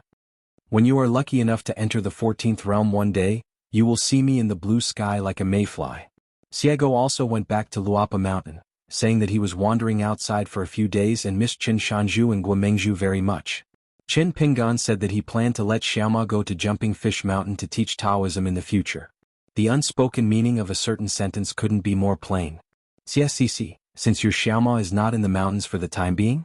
Xiego immediately understood, rubbed the ermine hat, and put on a posture that was no match for me. Mountain master, I will come and I will come. When they arrived at Jumping Fish Mountain, the girl with a sable hat saw the 8 chi practitioners and said straight to the point, "My name is Xiego, and I am Xiaomo's Taoist companion. In the recent period I will teach you well and you should study hard and try to stay. Drink me and Xiaomo's wedding wine." The 8 people looked at each other in dismay. They had thought of many ways to meet the preacher, but they never expected such a person or such a scene. Xiego remembered Shanxi's instructions, so she added a few words. "One of my Taoist names, by Jing, came from the barbaric world, and I have cut off a few throne monsters. After the introduction I am ready to preach." Everyone cheers up. "You are about to start hearing about it." Ignoring those stunned little guys, Xiego was gearing up for himself. "I heard that the owner of the mountain planned to visit Qionglin's sect in Beiju Luzhou in the near future." Xiego was in high spirits when he heard this, and he would not feel sleepy again. Some of them, are the genealogical monks of their own family's Jisei Peak Patriarchal Hall. To help them teach Taoism to such trivial things as picking a little from her fingernails is enough for these guys to study hard for hundreds of thousands of years. As for what to do at the Qiongling sect, Xiego didn't hesitate to ask, what else could he do? It's not about asking the sword, it's about demolishing the Patriarch Hall. Xiego is very happy about this. What a wonderful way to get your own name. In other places, the dog fights the power of the people. The owner of the mountain is good, but people rely on the power of dogs. Sword of Coming Chapter 1105. Life is easy to get drunk and hold the head wine, there is no opponent in the world. Among the colorful clouds in an isolated city, the entire Baidi city was empty except for Zheng Juzhong, and even the Lioli pavilion was thrown out of the city by Zheng Juzhong. After all, as a junior you have to listen to your senior, and Lu Qiqing has nothing to do about it. He dare not say a word, but he insists on saying goodbye to the senior brother in person before leaving. Zheng Juzhong looked at the tearful Lu Qiqing, and sighed, recalling an old incident that was not too big or small back then. Zheng Juzhong had a rare moment of soft-heartedness, so he appeared at the mountain gate and told his junior in a pink Taoist robe, for example, if you get into trouble outside, don't report to the master easily name, lest the other party dare not kill you. Lu Qiqing immediately understood that he could not report the name of his master, only his brother. Zheng Juzhong waved his hand, signaling Lu Qiqing not to stand still and block his eyes. Perhaps Lu Qiqing was reluctant to leave, so he had nothing to say, and wanted to confirm the matter with his heart. How many 14th realms does the senior have? As a junior he is of course willing to believe it, but he really can't believe it. Zheng Juzhong asked with a smile, "How many do you want?" Lu Qiqing cautiously said that of course the more the better, 2 is not too few and 3 is not too many. Lu Qiqing then asked the senior brother if he could go further. Zheng Juzhong saw a kind of worry in the other person's eyes, so he patted his shoulder and said with a smile, "A smart person is easy to learn, but a fool is not easy to be. Don't think about things that you shouldn't use your brain, just be your fool." If it is said that there are people who are willing to practice qi in the Howran world, if they are not in the 14th realm, and it would be better to replace them with others, Lu Qiqing must be one of them, and there is no hesitation and there is no trace of falsehood. Just like Zheng Juzhong back then, because he was hesitant to choose which path to enter the 14th realm, and had nothing to do, he set up a puppet, swayed horizontally and colluded with the inside and outside, without knowing that Zheng Juzhong killed Zheng Juzhong, and he killed himself. In short, in the conspiracy that engulfed the entire Baidi city, even Han Xiaoxia and others were no exception. There was only one Lu Qiqing who was wearing a pink Taoist robe, standing between one person and 10,000 people. If he didn't speak harshly, Lu Qiqing would be crushed into flesh by hundreds of sword lights, spells and supernatural powers in an instant. To the end of his death, he still hated Han Xiaoxia and the others for their betrayal, and worried about the safety of the senior brother behind him. The moment before Dao Xiao, Lu Qiqing in the pink robe just turned his head and said, "Brother, take care." At the highest point of the colorful cloud stands a big banner, which reads, "Bong Rao is the first in the world." Below is a stone table carved with a chessboard, and there are 2 jars of chess pieces on the table. Zheng Juzhong was sitting at the table with white pieces in the chess pot beside him. After waiting for an unknown amount of time, Zheng Juzhong changed the positions of the 2 chess pots, gently supported the sleeve with one hand, and stretched out with the other hand to pick up a black stone from the chess pot. Judging by the posture, Zheng Juzhong will be the first to place a piece on the chessboard. Such an exception is the opposite of what the big banner said. A woman with a burly figure and a rough face, crossed 2 worlds, ignored the restrictions of Baidi city, and came here as if entering no one's land and said heartily, "Long time no see, Huaixin." Zheng Zhuzhong turned a blind eye to her, listened but didn't hear her, and when the black stone on her fingertip was about to touch the chessboard, the woman sighed, "I'm really afraid of you, Zheng Zhuzhong. Come on, call me over, what are you asking for? I have a gentleman's agreement with Daozu, and my words and deeds are not out of bounds, please be considerate." 3 of the 14 realms Zheng Zhuzhong, relying on swordsmanship, Taoism and supernatural powers, are no better than one who is truly invincible. There is nothing to be ashamed of. You and Yudo are just competing, not dividing life and death. The person who came was just the collection of countless demons from heaven and heaven, and when he spoke he had already changed his appearance, becoming the old Taoist priest hanging from the highest place by Yujing, the Taoist ancestor in Qingming Tianxia's mind. Zheng Zhuzhong threw the black chess piece back into the jar and asked, "Do you want to be free? Is there a freer existence in the world than the outer heavenly demon? Since it is purely like this, why do you say it freely?" Huai Tianma sneered and said, "Only by you?"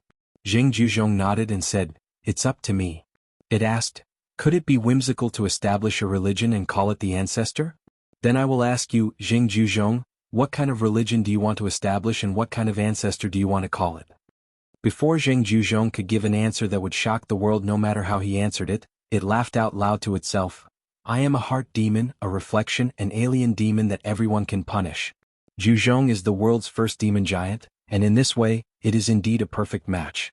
After refining my fake 15th, you will be able to complete your merits and virtues and enter the real 15th realm. From then on you will be unique. Killing a monk in the 14th realm is like cutting melon and vegetables." Zheng Zhuzhong said 3 words slowly, "I will help you break that immortal cage first.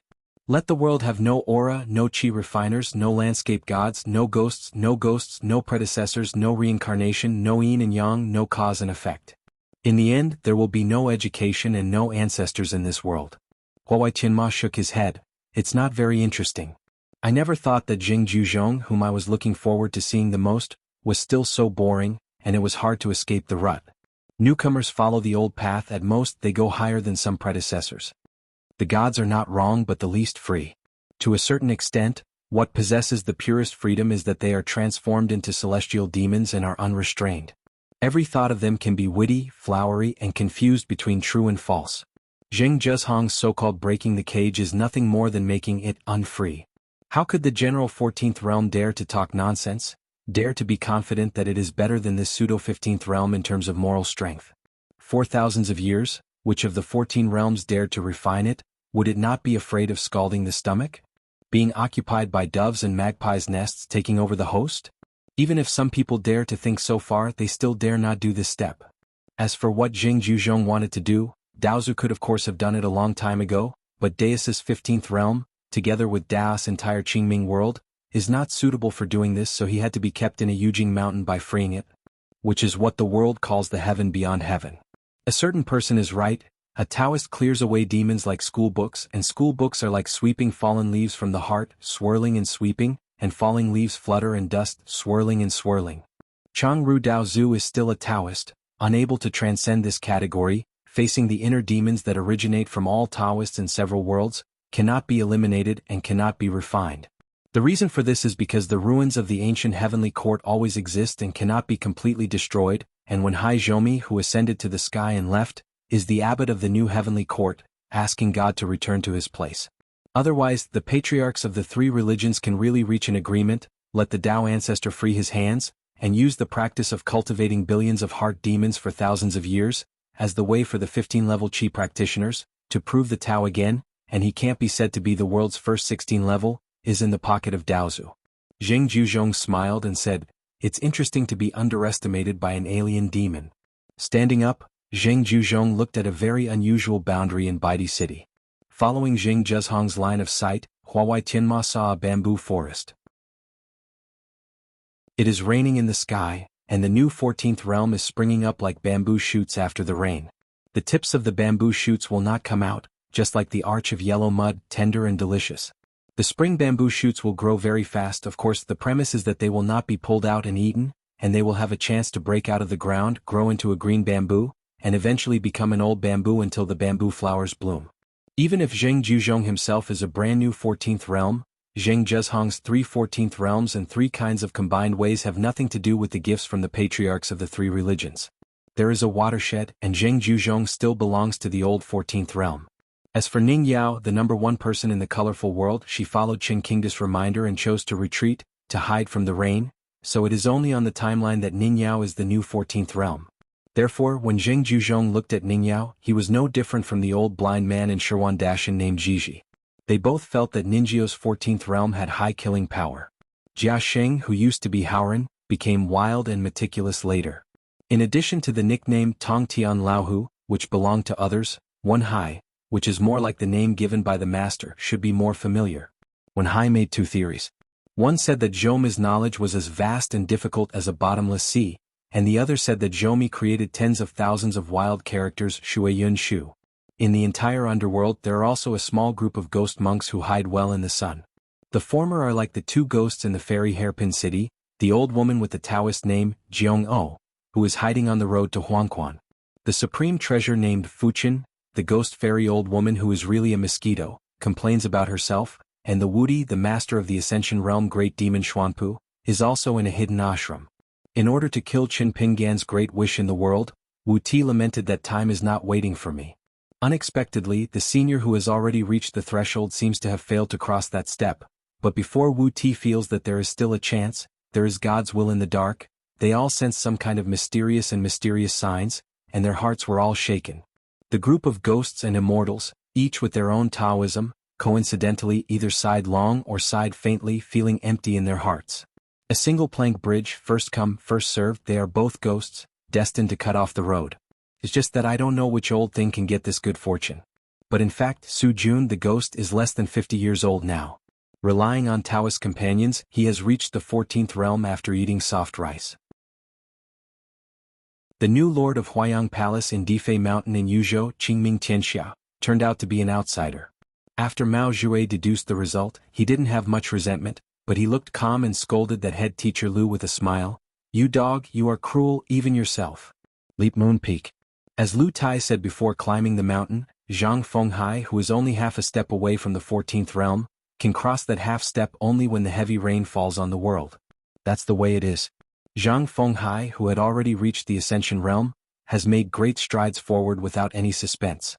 Zhang Fenghai, who had read all the books in Yushu City at the age of 30, was imprisoned in Yanxia Cave of Jinyue Palace for many years. In the end, he chose to betray by Yujing, join forces with Wu Fu, and stand on his own. With the help of Lu Tai, a total of 6 people established a sect, which has been announced to the entire Qingming world. Of course Zhang Fenghai is the suzerain, and the hardworking Lu Tai, besides the agreed chief priest, also serves as the deputy suzerain. Lu Tai lowered his head and cat his waist, dragging a dog's tail with both hands, staggered towards Zhang Fenghai who was drinking by the cliff, said that he had no eyesight, and hurried to congratulate the suzerain. Poor that dog, sensing Zhang Fenghai's majestic Dao Qi, did not dare to go, but he couldn't help it, so he could only whine. Lu Tai tugged at the dog's tail, laughed and said, "Lord Suzerain, congratulations, does the previous agreement between the two of us still count?" Before Lu Tai made a fuss, he said that there were a few interesting young people in the wild world. According to Zhang Fenghai's deduction, before he can go one step further with the hard work, there must be 5 Ascension realm to guarantee the trip to the wild. It is not without accidents but no major surprises. Lu Tai climbed up the pole, telling Zhang Fenghai and Gong Gong to work harder and work harder. Lu Tai threw out the dog that couldn't get on the table, clapped his palms, sat beside Zhang Fenghai and asked in a low voice, "How hard is it?" Zhang Fenghai said, "1 step becomes half a step. Today's martial arts attainments are probably equal to Lin Jiangxian 100 years ago."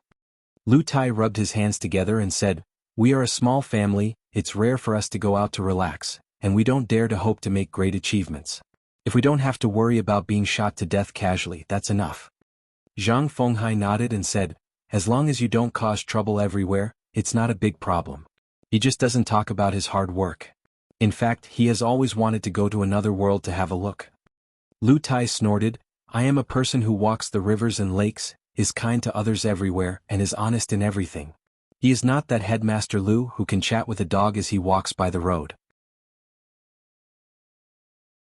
Dogs don't pick up to that headmaster Lu on." Zhang Fenghai pinned the jug to his waist, stood up and looked back at those sect members who looked more or less expectant, but before he, the suzerain, could speak, the deputy suzerain put his hands on his hips and laughed, We 6 masters plus 1 Lu Qin, where can we go in the world? Lu Tai glanced at Lu Qin, who was lying on his stomach, and the latter immediately understood, opened his mouth, barking. Lu Bixia asked curiously, the weather in Yinzhou was not bad before, could it be that ghost Su Jun? This female casual cultivator is at the pinnacle of the Ascension realm, and she is also one of the candidates for Qingming Tianxia. Lu Tai nodded and said, the ability to eat soft food is the best in the world. If you are not convinced, you can't do it. Yuan Ying said with a smile, Master Yingguan has lost to Su Jun Zhang Fenghai of the 14th realm, the hard work of the second person in martial arts in Qingming Tianxia. Lu Bixia, Lu Tai, and Yuan Ying, one of the 10 young candidates in the world, are mentored by Xuanhuan. The 6 of them plan to go out to relax and take a trip to the wild world. Of course it's just sightseeing, but if anyone dares to stop them from traveling, let them become landscapes. A dog named Lu Qin may also be added. The first stop of their journey across the world is probably the Great Wall of Sword Qi that was broken in 2 and has been ruined. In the wild world, the top of the Green Mountain of the Great Mountain. A girl in a black robe with braids stared at the skinny girl, and asked a very impolite question, are you that in this world? The girl's eyes were dull, so the girl with chauffeur braids walked around the girl, walked behind the girl again, kicked the girl's knees, and the girl knelt on her knees, still expressionless. The girl with chauffeur braids nodded, now she was more satisfied with the height of both parties. She came to the girl's side, pitifully. It turned out that the girl's cheek seemed to have been tattooed, and an ancient bronze character burn was carved on it. Besides Zhoumi, who else could carve this word on the face of a girl? And the person who can insult the girl so recklessly is of course only the former hermit official who betrayed the Great Wall of Sword Qi, Xiao Yun. Xiao Xian stretched out his hand to grab the girl's cheek, twisted it lightly and asked, what do you mean by burning the paste? The dull girl nodded. At that time Bai Zhe found her. To be precise, she was found by Bai Zhe on his own initiative. She said that she had given herself a name, Diao Ku. She was born in the wild world when she was first born, and worked hard with the martial artist of Runyue Peak in the Qingming world. The apprentice Feng Yuanxiao that Huang Ting found in the colorful world purely by chance. The barbaric sundial carving, Qingming's hard work, Haoran Lu Xiang, colorful Feng Yuanxiao, they are all of the same kind. To her, every immortal dojo and human city in the wild world is like an ink punishment carved on the face with a knife. The more spiritual energy in this world is concentrated, the more her body is full of pus. Scarred sores. Of course, this has something to do with her deep-seated rejection of Tuyueshan patriarch and later Wenhai Zhoumi. If the two sides agree with each other, these existences that make her miserable are the beautiful patterns on a beautiful dress. She didn't recognize Patriarch Tuyueshan's way to a large extent because she complained that the other party couldn't break through the Great Wall of Sword Qi, and couldn't get back the 100,000 mountains. It was as simple as that. And her disapproval of Wenhai Zhoumi came more from Zhoumi's foreign status, which was a very simple reason. Xiao Xian let go of her fingers, and turned her head to look at the 3 sword cultivators who came here with her. Xiao Xian was obviously asking with his eyes, how about my knowledge, is it deep, high or not, scary or not? Nodding to himself, Xiao Xian, who guessed the riddle correctly, was in a good mood. Sure enough, I became so powerful that even I felt terrible. Those who followed Xiao Xian to travel here were 3 native sword cultivators of the Great Wall of Sword Qi, Luoshan and Zhuan from the lineage of the former summer resort hermit officials. There is also a great sword fairy Zhang Lu who has been watching the gate of the inverted mountain for many years, and is still drunk at the moment when he is drinking. As for wine, the more you drink, the more you will worry, and if you don't drink, you will be the most worried. On the top of the mountain came 2 wild and big figures who have been inseparable all year round. Xiao Yun asked, what about the beast? Zhou Qinggao corrected with a smile, Chu Sheng. Xiao Sun turned his head, pricked up his ears to listen, and pretended to be shocked. What, you said that Chu Sheng is a beast? Immediately she was stupefied and gave 2 thumbs up to Wenhai Zhoumi's closed-door disciple and praised, a fairyland the size of a sesame mung bean dares to insult an old 14th-level disciple like this? Zhoumi recognizes you as a closed-door disciple, not without reason. Zhou Qinggao said with a smile, if you can't quarrel with senior, you shouldn't talk to me. I admit it. Xiao Xian pointed to the ground, just kowtow a few times to show some sincerity. Zhou Qinggao stretched out his hand and patted his forehead. Although the junior's realm is low, he will only kowtow to the master in this life. Xiao Sun narrowed his eyes, and stretched out his hand to grab a chauffeur braid. Zhou Qinggao tucked his hands into his sleeves, secretly needing 2 formulas so that he can run away at any time. This is the case in the wild world. A cultivator does not have no troubles when his realm is high, but the higher the realm, the more troubles he will have. The life-saving talisman even sometimes will become a life-saving talisman. This is why Zhou Qinggao had to stay by Firen's side all these years. Fei Ran smoothed things over and said, "Sell me some face?" Xiao Xian stretched out his hand. Firen threw out a rusty bronze dagger without hesitation. Xiao Yu took it, waited a few times, it was not bad, nodded and said, "For your sake I bought it." Xiao Sun then casually tossed the ancient immortal armament sword that he had just acquired to Luo Shan, and said, "You can give it to the disciple you just accepted. Remember to make it clear to that ignorant girl that I gave it to you." Zhang Lu smiled and said, "Why don't you send me off? I agreed to eat delicious food and drink spicy food with you. Okay, I've been hungry for 9 meals in 3 days and am so poor. Selling swords and buying wine sounds very heroic." Xiao Sun said, "Hee, hurry up, just wait for a moment, the deliverer will be there right away." In the early years at the Great Wall of Sword Qi, Xiao Yun and Lu Ji were collectively called fierce. Firen looked at this former hermit official who specially told him not to provoke Zhou before he ascended to the sky, and that he had to let him go and leave him alone. A 14th level sword cultivator who has refined the entire wilderness hall of valor doesn't seem so pure. After another heavy rain, the newly promoted 14th level sword cultivator is amazing. In fact, it is not pure. Xiao Xian glanced at Fei Ran, shook his head, disapproving. "As long as you are in the 14th realm, as long as you leave the wild world, I am afraid that you will give away the head casually. Isn't it too embarrassing? Let alone that old blind man, can he beat Nananingyao?" Firen smiled and explained, "I'm different from you, I don't need the word pure. I don't even want it."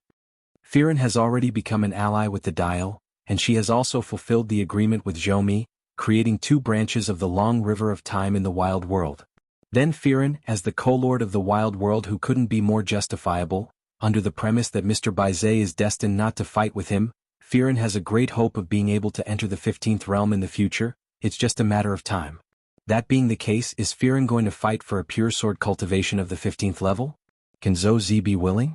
Will Zheng Juzhong agree? Xiao Sun knowingly asked, "Firen, why did you call me over?" Firen said helplessly, "Senior refined that hall of valor, right?" Xiao Sun asked back, "Back then Patriarch Tueshan, one Hai Zhou, and the one scolded by Zhou Qinggao as a beast, didn't they say that I can't run around with this courtyard?" Fei Ran said, "So I have no choice but to invite the seniors to come to Qingshan to talk about it so that we can rearrange our positions, and we can do things in a proper way in the future so that no one will disobey the other and everyone will think that the other is a waste. This time we entered Hall of Valor, you can speak clearly and then sit down separately, you can save a lot of trouble. It's a pity that Xiaoma, who had been sleeping in the bright moon for thousands of years, took refuge in Cheninguan, causing Beijing to defect from the wild world. Otherwise, the 2 sword cultivators of the Ascension realm, one at the peak and the other at the consummation, would definitely be able to occupy a place in the Hall of Valor. Before that great battle, the group of 14 old thrones held by Tueshan Patriarch No. 1, Zhou No. 2, and Lu Cha No. 3 were known as the most powerful and able to fight. Today's set of new thrones is filled with too many young men, it's just a joke. Even Firen, who doesn't take the realm too seriously, feels a little outrageous. Xiao Xian glanced at Zhou Qinggao. Fei Ran smiled and said, "He is the bottleneck of the immortal realm, and of course he is not qualified to enter the seat now." Zhou Qinggao, whose Tao name is Clogs, used his previous name to become a Tao name. Zhou Qinggao replaced Zi Wuming's wild heavenly stem and became the leader. He once went directly from the 3 realms to the Jade Raw realm, and within a few years he became a fairy again and now he is the bottleneck. Xiao Sun said with a smile, "It seems that as long as you recognize a good master, you can practice so smoothly that people are enviable." Zhou Qinggao learned to be smart this time, so he didn't talk to him and swallowed the sentence, "It's a pity that this junior is the master's closed disciple." 2 more came, a boy with double pupils, Li Go, whose Dao name was Fei Qian. After being woken up by Zhe, Li Go took back 8 treasures of immortal soldiers from all over the wilderness in one go. There was also a man who looked like he hadn't woken up all day, yawning. His name is anonymous. A yellow xianhuan bag and a purple gourd are tied around Ligus' waist. After waking up, Ligus' previous road of refining things and joining the Tao has been occupied by Taiyin, the female crown of Qingming Tianxia, but Li Go had already prepared a candidate path for himself. A book city do the opposite and the north is king. That kingly stunner had clearly succeeded in joining the Tao good guy. Instead of showing off, he found a hidden dojo where there was no trace and hid. On the other hand, Ligo, who looked like a boy with double pupils, came to this mountain together with his best friend, Wu Ming swaggeringly, and came to see Firen and Xiaoyin openly and aboveboard. Ligo waited until the rain stopped in several worlds before he succeeded in joining the Tao. It was Zhou who gave way, not only gave way but even paved a whole way so that Ligo could go directly to the 14th realm. Because before Zhou ascended to the sky, he gave Zhou Qinggao something, which was a pile of text engravings, which was exactly Zhou's self-created Yunshui book of the wild world. In this way, Ligo replaced Zhou as the master of writing in the wild world, and could enjoy the gift of a great way brought about by the circulation of a world's writing. Wu Ming glanced at the little girl with chauffeur braids, and sighed.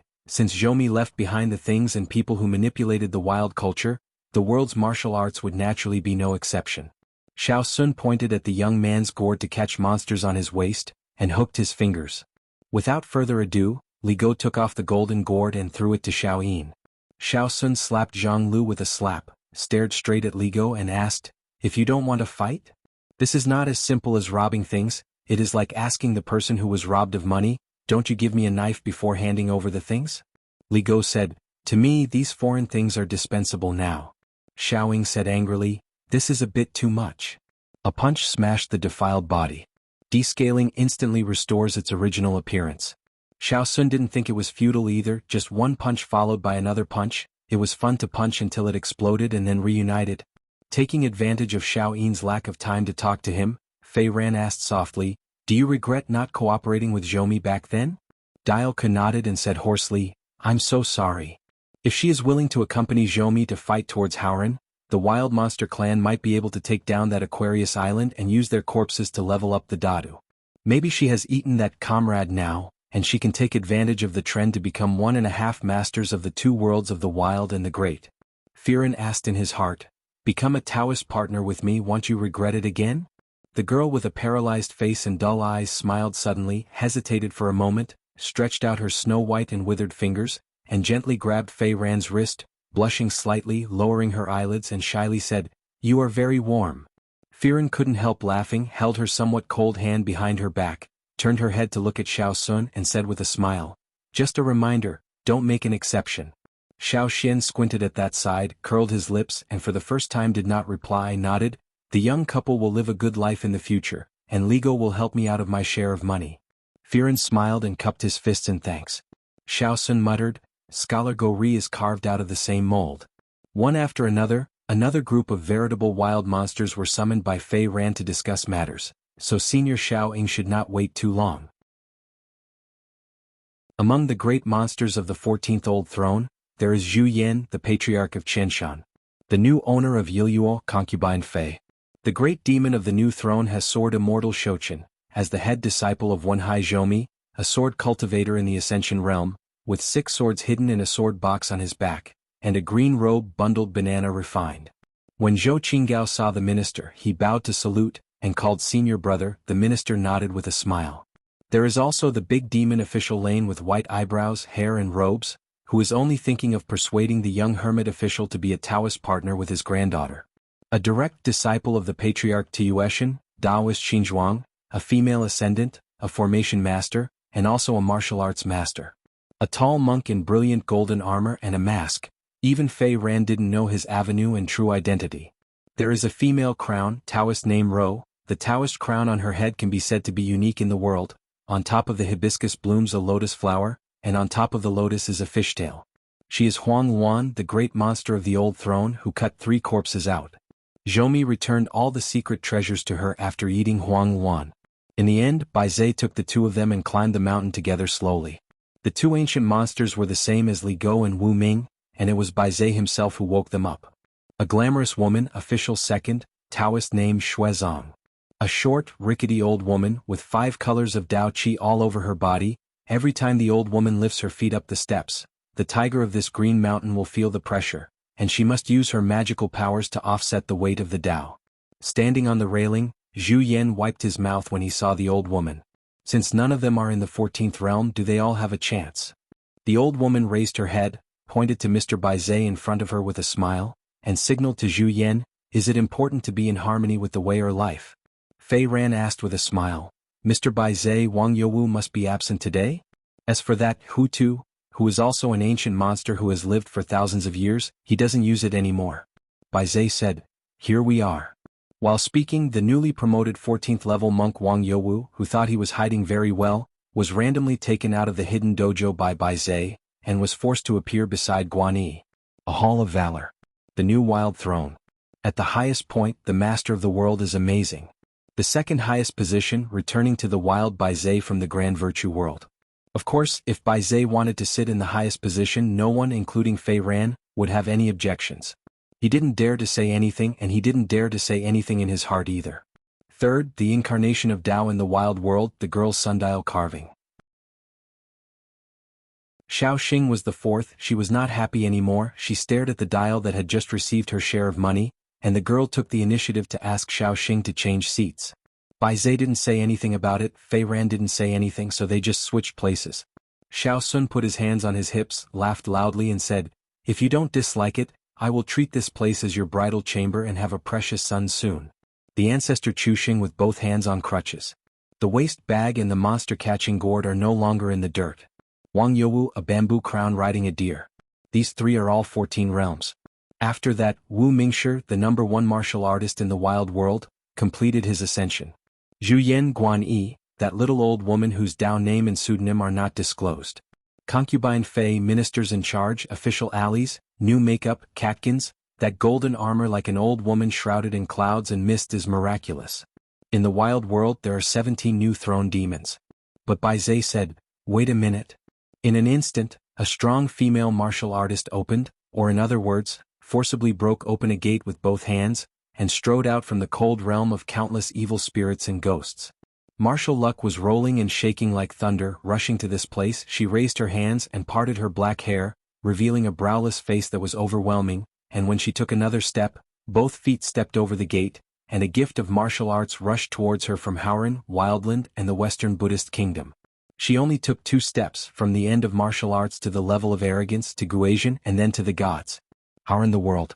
In Longhushan Tianshi Mansion, the 10-tailed celestial fox practiced the truth, prostrated himself on the ground, and greeted the celestial master Zhao Tianlai who had successfully escaped from the customs. In a mountain house, it was the first rain after the rain, the lotus was turning, the cherries were lit on fire, and the pomegranates were about to burst into flames.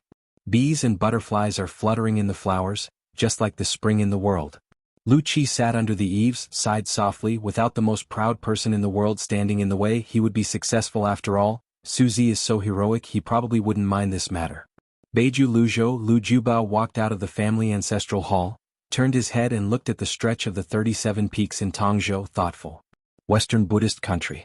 A gold-plated bronze mandala, erected countless scripture pillars. Someone testified here.